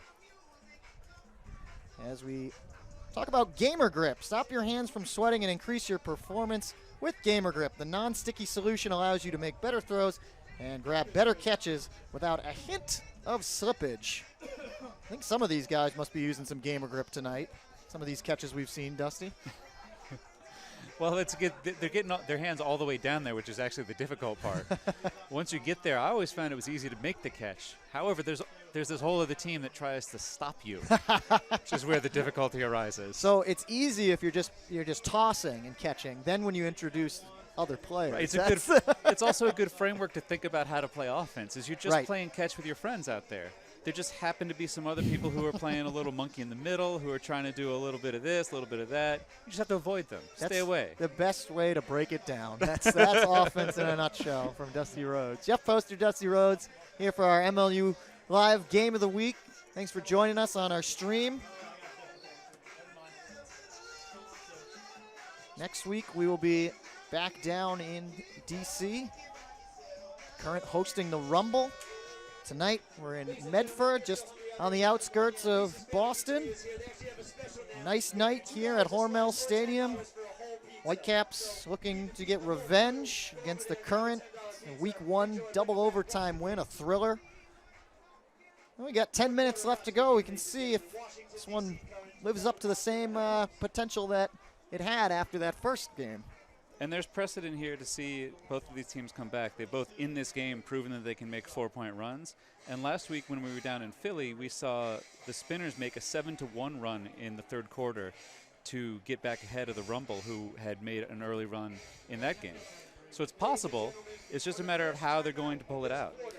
Big scoring, a lot of scoring, I should say, in that third quarter. 7-6. They end up Boston winning the quarter. Boston won the first quarter 6-2. DC took the second 5-2, and Boston takes the third 7-6. So if we follow that trend, DC will outscore Boston here in the fourth. But in order to win, it's got to be by at least 5. Oh, we could hope for double overtime again. Again, too. yeah, that would be exciting. We had the late start tonight, so could be a late night here at Hormel Stadium. But you gotta love the free frisbee. Oh yeah. No one's complaining. Boston starts off with the disc here in the beginning of the fourth quarter. Marquette, who just had the last assist, pushes it up to Taylor on the far side. Taylor finds Chan. Chan was the big star in the Whitecaps Week 2 game against the Rumble. He had a very impressive layout grab for the first point of this game. As there's a nice looking for Taylor. He reaches up. He got tangled up with his own man on the ground, which was Chan. Pretty sure that's not a foul there. It didn't affect the primary receiver, and it was unintentional. Could be wrong. There was a lot of complaining down there, but I'm not sure how their feet got tangled exactly. Well, wouldn't have been involving Taylor. Taylor just had no space with Chan down on the ground. Couldn't come up with the catch. Nice grab there by Cantone. Quickly up to Wiggins. Wiggins, DC with a lot of space. 3 offensive guys back, just one defensive player for Boston. As Fleming taking his time, now sends a blade out deep, and it's out the back. I thought DC would have moved quicker there with you'd think all their so. options. And it looked like they should have moved more quickly earlier in the point as well when they got trapped on that sideline to start. But they got the big break throw up towards the center of the field to move down. And then at the end here, it's just not as easy for him to put that disc right in the tiny space as it was for Marquette earlier to end the third quarter. Boston will take it back. Montgomery Butler will start things off. Quickly up ahead. That's Marquette. And you can see the mark from Castine being extra aggressive there. Taylor looking for McNaughton. A good layout bid there from Wiggins. Can't come up with it. Here's McNaughton. Gets it to Taylor. Brower Jarris fakes the big huck against Delrico Johnson. Then it looked like he was ready to go right back to it. Instead swings it over to Montgomery Butler. Back to Taylor. Centers the disc right around to that far side. That's McNaughton. There's another deep cutter here. They're being more patient. Nice grab by Chan. Had to elevate. Now he puts this one up looking for Kitrosh Snell. And he's inbounds for the score. Yeah, DC had their chance there. And the fact that Boston calmed down on their second possession, took all the throws they needed, moved across the field a couple times, led to this goal. Take a look again. That was the nice grab by Chan, and then he gets the assist. College teammates right there from Tufts. I imagine in college they get that wide open Probably. frequently. Out here, it's a little more difficult.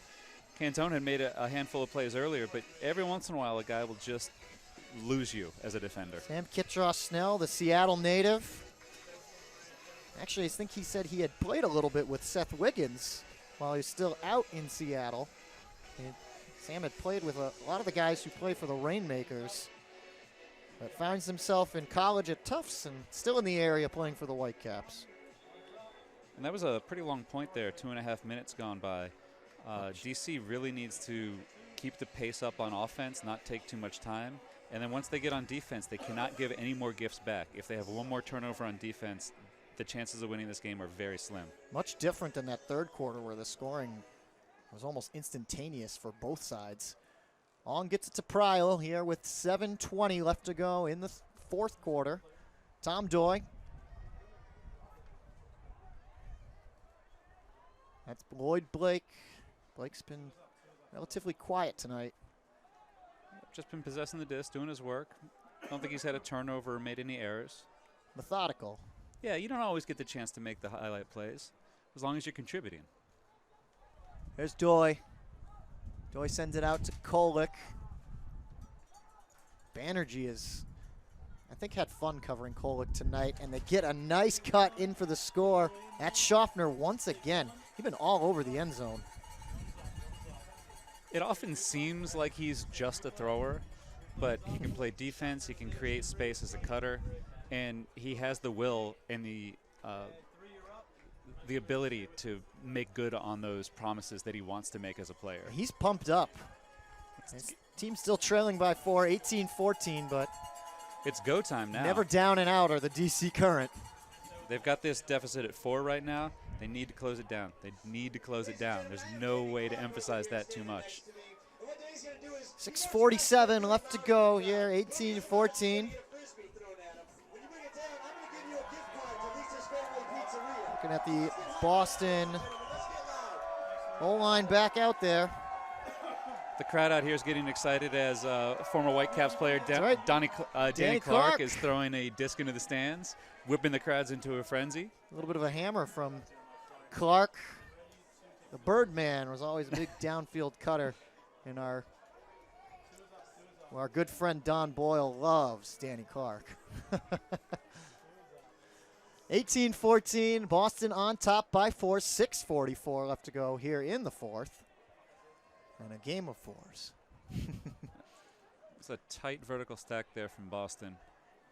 Looked like a called play to the top for Marquette. Marquette finds Little.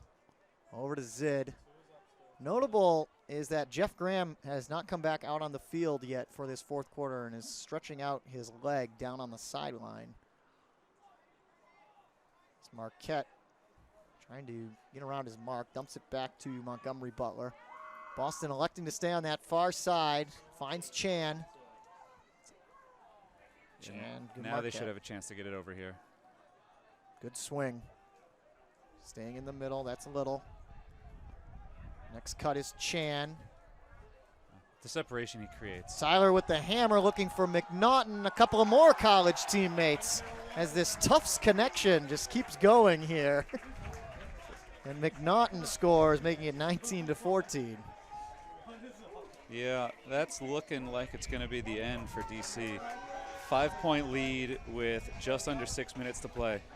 Chan with 2 assists now here in the fourth. Has had a nice night here for the Whitecaps. And it makes it a 5-goal lead. Like you said, Boston looking to shut the door on DC here tonight, defend their home turf.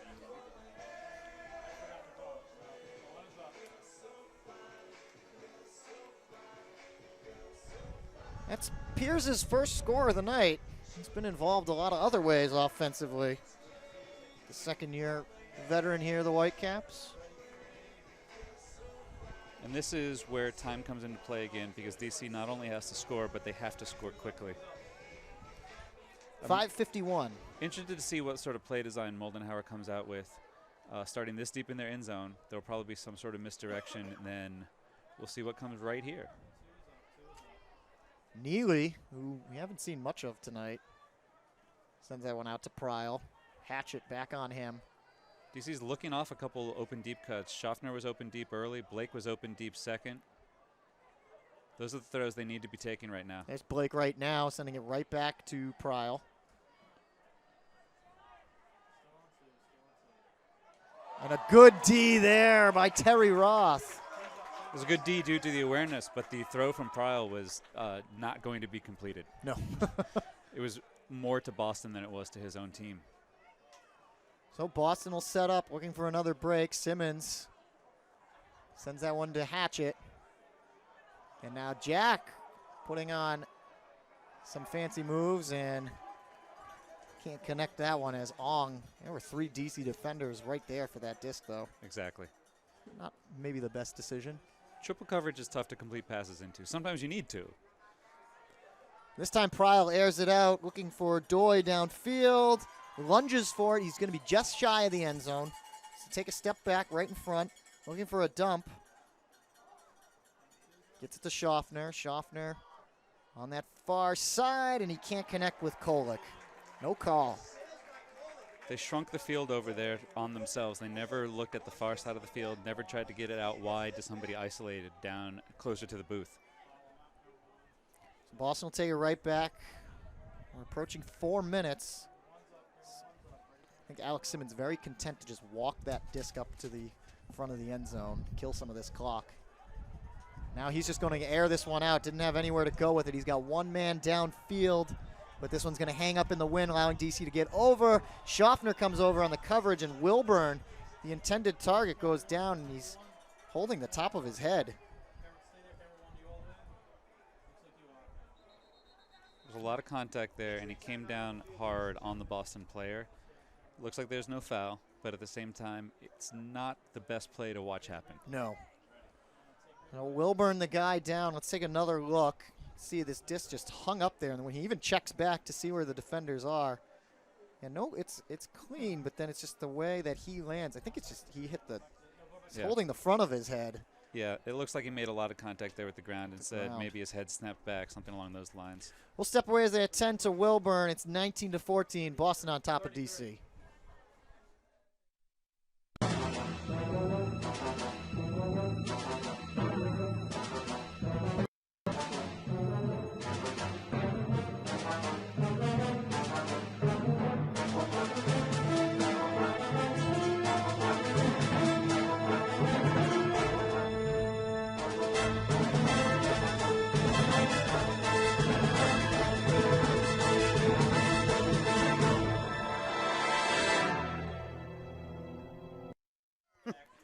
Welcome back to Hormel Stadium. Nice to see Eric Wilburn walking off under his own power and talking with the trainer here. Yeah, and the play there, most of the contact was after the play was made, and aside from getting their feet tangled, it probably would have been free of contact, but we got unlucky. Happy to see him come off, and we'll get restarted here. It looks like Kolick will start with the disc, and DC will start with Pryl isolated on the far sideline. The rest of the team down here in sort of a side stack. I believe it's Misha Sidorsky checks in for the injured Eric Wilburn. Blake threatening a big huck. Puts it out to Pryl, who just had it. Looking to center it. No, Blake and Pryl just a little give and go. Now Pryl looking for the end zone shot. Laying out nicely, but just a little bit out of his reach was Kolick. Time is just ticking away. Now he's slow to get up. He seems overall okay, but very gingerly walking off the field. Yeah, you can get shaken up pretty difficultly there if you're making a play that high speed, that important to you near the end of the game. It's tough. Might have just had the wind knocked out of him a little bit. He gave a quick thumbs up. He's going to walk off on his own.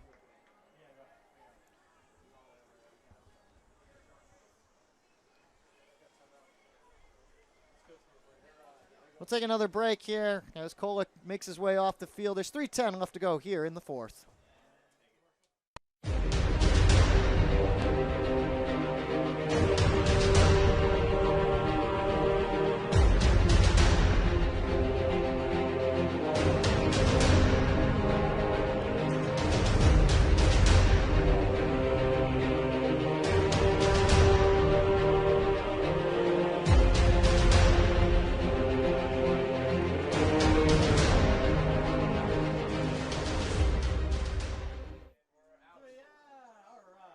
Good shot of some of the entertainment going on here at Hormel Stadium. You got a clown on stilts juggling. I wonder if he can do that with discs as well. You know, might be interesting. You should throw some to him and see what he can do next time. Play resuming here as we approach 3 minutes. Boston looking to close things out. Up 5, 19-14. That one just hung up in the air. Misha Sidorsky was the only one by it and just couldn't come up with it. So DC will get it back. Schaffner sending one deep out, looking for a prile. Can he get there? Yes. For most throwers, that cut wasn't actually open. And Schaffner was looking for a bunch of other things before then. He was looking for the short up field. He was looking for the cross field. He was looking for the early huck. But then he saw Prile sort of fading to the far corner, and he delivered that blade right on time with enough pace and enough location to get there without a problem. Great put by Schaffner. 2:38 left to go. Is it too little, too late? Still time, though, for DC. Both teams with both their timeouts, too, is worth noting. Unclear why DC would be taking a timeout here to get the midfield pull again, because they need to force turns early. They're going to need to get down on this pole. Hopefully it'll float long enough that they can disrupt the first pass or the second pass and then get an easy, quick score and put Boston on their heels and then get that doubt creeping back into their the back of their minds. And they'll be right back at work tomorrow afternoon as they travel to New York, hopefully with less traveling problems than they had tonight, coming from DC to Boston. Boston to New York, much quicker ride. That's tomorrow. Let's deal with tonight. With 2:38 left to go, it's 19-15. Boston up 4 and on offense. They've been doing that a lot out of their stoppages, out of their pulls, is having Marquette start at the top of the stack and then just letting him go whichever way he seems to prefer. It's Tyler Chan. Nice put there to Kittros Schnell, who's winding up. Instead, holsters it. And we'll just dump it back to Marquette. He has a nice dynamic to their team. Just another versatile thrower and a guy who's fast enough to get open just like that when the defender knows that he's going there anyway. This time, Broward Jarris lets it ride. Finds Kittros Schnell. Chan, the trailer, is waved off. Marquette, in a little give and go there from Kittros Schnell, ends up getting it into the end zone anyway. Take a look at it again. Just a quick little strike. Those small cuts in the end zone are impossible to defend, and Marquette's going to put it out with the outside in, so if the defender doesn't have a chance at it. Earlier on, we saw one of the DC players put that with an inside out, so the Boston defender had a chance to make a play. Fleming made the catch anyway, but it's just a technique thing. You have to get it away from the defender every time.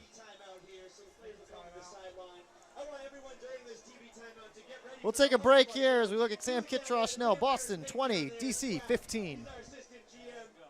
You are just one of a kind, my dear. Such a good find, it's clear that you were made for me.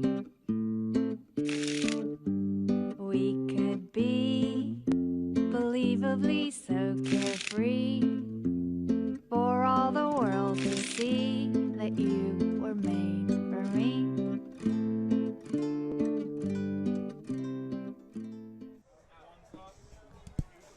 Welcome back to Hormel Stadium. 1:48 left to go and a timeout right now. Boston on top of DC 20-15. Another look. That's the Boston D-line with Both Coach Tom Matthews, I guess I can call him Coach Hirschberger. For the weekend. At least, sure. yeah, exactly. Maybe for the home games. I don't know if he'll be traveling as much this season, but Boston doing a nice job, though, with those two men running the team here tonight. And without normal head coach Sam Rosenthal. Yeah, and we're on the verge of DC losing by 3 or more points for only the 4th time in their franchise history, and each one of those times it's been to Boston. Boston is the only team that has been able to blow them out over their existence thus far. Boston actually has dropped the last 3 matchups before this, with the current dating back to last season. Dropped the first matchup this year in double overtime. They lost in the Eastern Conference Finals by just 1. And then the last regular season game between these two a year ago here at Hormel Stadium, DC just came in and put their foot down essentially on the East by defeating Boston and giving them their first home loss ever. And we're on the verge of DC losing their first game in 11 straight. The streak has to Very come to an end at some exactly. point. We'll see how that'll affect them over the course of the season, and we'll get our first look at that tomorrow. But before that, we've got 1:48 left here. You've got Boston taking their advantage to use the half-field pull. They're going to work on sort of their defensive look coming out of this.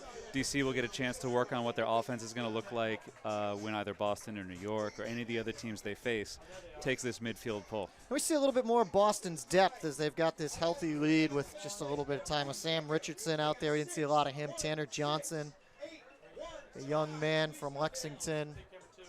And it looks like DC is putting out a decent number of their D-line players right now as well.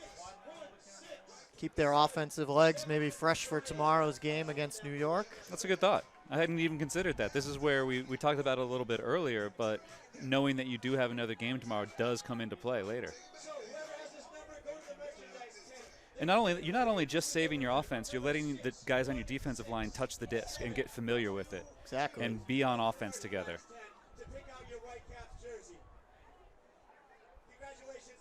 So DC will start at the back of the end zone. A lot of horizontal cuts there. It's a little confusing for the thrower, but he figured it out. We face Tyler Monroe out there, and that's a very close. I thought Tanner Johnson had the Callahan. He was right on the edge, and he just tosses it into Ben Katz. I thought for a second he might have had it. Take a look again. That's the benefit of that midfield pull. Just a foot away. He thought he had it. He went was up so to close. celebrate. We haven't seen that many Callahans, but one of the things we would have seen there on a Callahan is that DC would then have to pull to Boston, which would be a completely reversal at this point. That 21st goal might just be the icing on the cake with 1:32 left to go. As Ben Katz with his first score of the night. Would have been quite the debut for Tanner Johnson to come in and get a Callahan to open up his professional ultimate career. And it looks like we're seeing the O-line back out there for DC, so it's not a sit and stay with it strategy. They still want to work on, There's just always offense. room to improve, right? Always. And it's your mental game as well. When you're down in the game, you still want to execute. You still want to be at your highest level of play. DC now has to learn how to play from behind a little bit too, not only in the game itself, but coming off a loss. They haven't had to do that in, you said, 11 games. So. And the last one was here by 5 points, 17-12. Remember that game. It was a very rainy, ugly night. Indeed. A lot of people taking cover. Most of the games here in Boston were not pretty nights last season. Had a good one tonight, though. I'm sure the Whitecaps hoping for more of the same as the year goes on. Whitecaps actually with the advantage of that 6 home games after they had their one 2 weeks ago. DC has come out of a side stack here with 5 of their players within a yard or 2 of the sideline. The isolation didn't work, so they had to flood off of that side. Pryl sends it over to the near side. That's Schaffner. Got Simmons coming on to him. Kolick.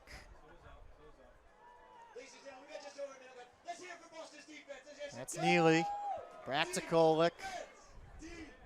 Kolick trying to find some room against McDonald and can't connect. He's looking for a call. He's going to get it.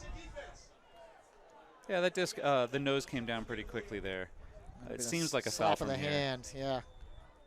McDonald. So 10 yards in the favor of the Current. A lot of dancing on the dump there. Spiva quickly over to Blake. It's funny that Coach Moldenhauer still said he's trying to determine what Nick's role might end up being. He's played primarily on the O-line here. Is a nice put there, and Schaffner in the back of the end zone kneels down really and gets that one. Even though it's a losing effort, Schaffner has had a heck of a game tonight. He's been playing well, getting downfield, doing something he doesn't usually do, though he's certainly capable. And We've this is still seen the big hucks from him. Did we just say that was his 6th goal here? Yep. Wow. He had the only 2 in the first quarter, and that's really where DC might have lost this game. That early lead that Boston put up. Well, Man, looks like another timeout coming up here. This time for the Current. We'll step away. It's 21-16. Boston on top of DC.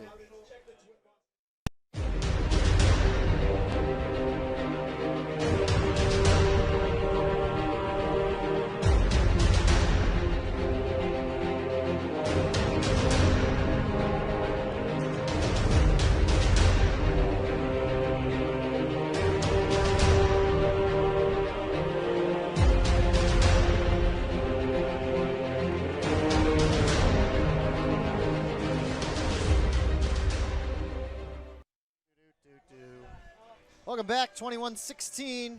Just 38 seconds left to go here.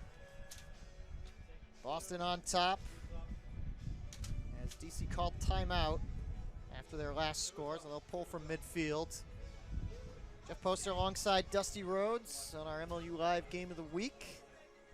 Boston looking to finish this one off in the final 38 seconds. Again, we'll be back with our live stream game next weekend. We will be down in DC as they host the Rumble.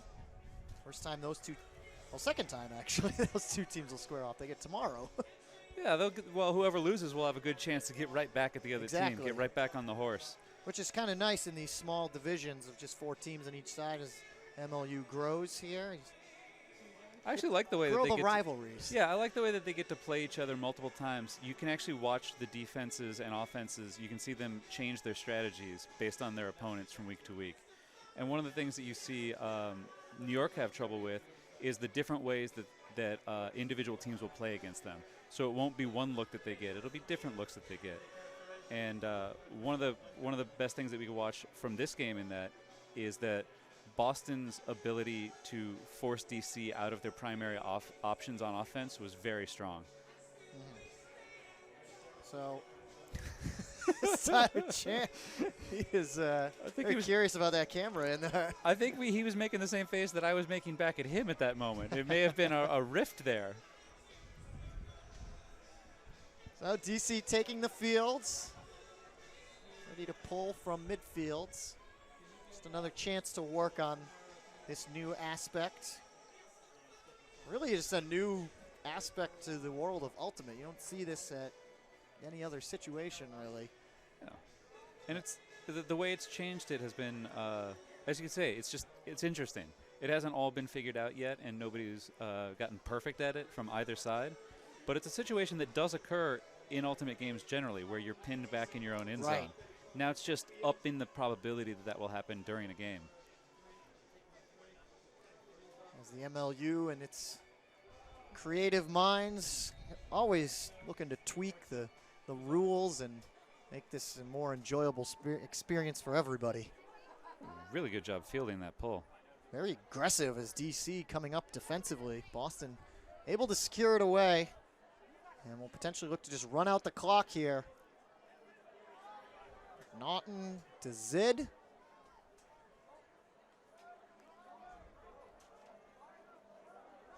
There's McNaughton again. Gets to Marquette, who I believe we should be talking to very shortly after this one. He is our player of the game. Fans probably looking for something out of Teddy Brouwer-Jarvis, but he's not going to do it. Boston will take this one and improve their record to 2-2. DC falls to 2-1. Final score 21-16. Whitecaps on top of DC. We'll take a break. Come back here for more of the post game here at Hormel Stadium. Hey, Philly sports fans, come on out to Villanova Stadium on Saturday, May 30th at 6:30 p.m. to see what professional ultimate frisbee is all about, as the New York Rumble take on your Philadelphia Spinners. It's Luau Night. Come celebrate the beginning of summer with giveaways, prizes, and autographs, and one lucky fan will get a chance to win $500 cash. Tickets start at just $16 now at spinnerstix.com.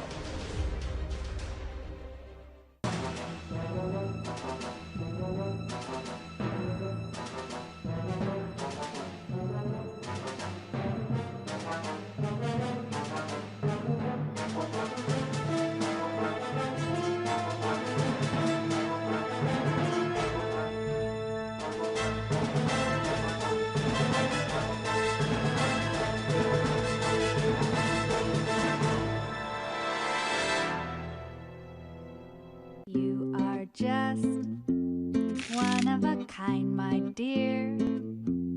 Such a good find, it's clear that you were made for me. We could be believably so carefree, for all the world to see that you were made for me.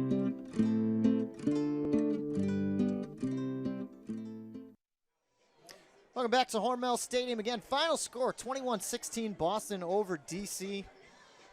I think we're going to have a fun time seeing these two teams go head to head the rest of the way this season. We really started back in the first quarter, Boston with that 6-2 advantage after the first. DC ended up winning that second, but Boston just kept going and never looked back. DC going to run, but they'd answer right back. Yeah, and the third quarter was a sort of a back and forth affair with each team having 2 points here, 1 point there, 2 points here. In the fourth quarter, they just extended that lead out from 4 that it was at the end of the third quarter. Well, looks like we have Josh Marquette, as I said in the final minutes, as our player of the game. He's standing down at the sidelines, and a big congratulations to Marquette and the rest of the Whitecaps. Hey, Josh, how's it going? Hey, it's going swell, man. It's a little hard to hear, but I think I can, make it out. Well, hopefully I can speak up a little bit and it won't just be the music in your ears down there celebrating the victory. Was that Jeff I heard? It's Dusty. Oh, yeah, it's Dusty Rhodes here, giving you a quick interview. Oh, nice. What's up, Dusty? Doing pretty well. First of all, how does it feel to be back on the field with these guys? Oh, first full game for me this year. Feels swell, man. It feels really, really great. I've been training real hard. We've been pushing every week, and it's been frustrating not to be at those first 3 full capacity for me myself, but feels great, man. The weather was amazing. Perfect frisbee weather. A little windy, which is what we like, and felt good to open up the legs. You definitely added a facet to the Boston offense that we hadn't seen a little bit of creativity, a little bit of motion behind the disc and controlling the field. Tell us a little bit about that throw at the end of the third quarter to Jeff in the back of the end zone. Man, I love that position. That's my favorite thing about this league, and I've had a few opportunities to do that where you can see the clock or it's counting down. It's about the most exciting thing in sports when you look at it, and it's really cool that we have that ability now to do that. It was an amazing feeling. It amped me up big time. That throw was exactly where I wanted to put it. I didn't even know who was back there, but I saw a body and I saw some space, and God, I'm going to watch that on replay a lot. It looks just as good on replay as it does live. Thanks, man. Well, it was the best player in the league has to make plays like that. So. Speaking of. And finally, this is my buddy. These are the 2 Mishas. We got Misha right here and Misha over here as well. So these are my boys, Ironside, and they decided to play Whitecaps this year. Amazing additions to the team. Speaking of which, how does it feel to break that DC 11-game winning streak? It feels great. The best part about that win is I think we finally gave Peter his first MLU loss. I probably shouldn't be focusing on that, but I love Peter, great player, obviously, but it is nice that we finally gave him his first L. They had bus issues, so they'll probably have some good excuses, but Oh, I don't expect to hear them making the excuses. And now that you mentioned that Peter got his first loss, we won't have to talk about it anymore either. We can move on to the rest of it. I'm sure no one will talk about it at all this week. All right, thanks for your time. It was great to see you back on the field, and we hoped we get to see you a little bit more. And the interview was perfect. Thanks for you. Thanks, man. I appreciate you guys. Keep up your good work. Thanks. We'll try to. So big congratulations, Josh Marquette, our player of the game. Again, final score here, 21-16. Boston breaks up the 11-game win streak and pulls away. Even at 2-2, they'll be back against Philly next week. DC will play New York tomorrow, but that's going to do it here for us at Hormel Stadium. So on behalf of Dusty Rhodes, I'm Jeff Poster. We'll see you next week down in DC.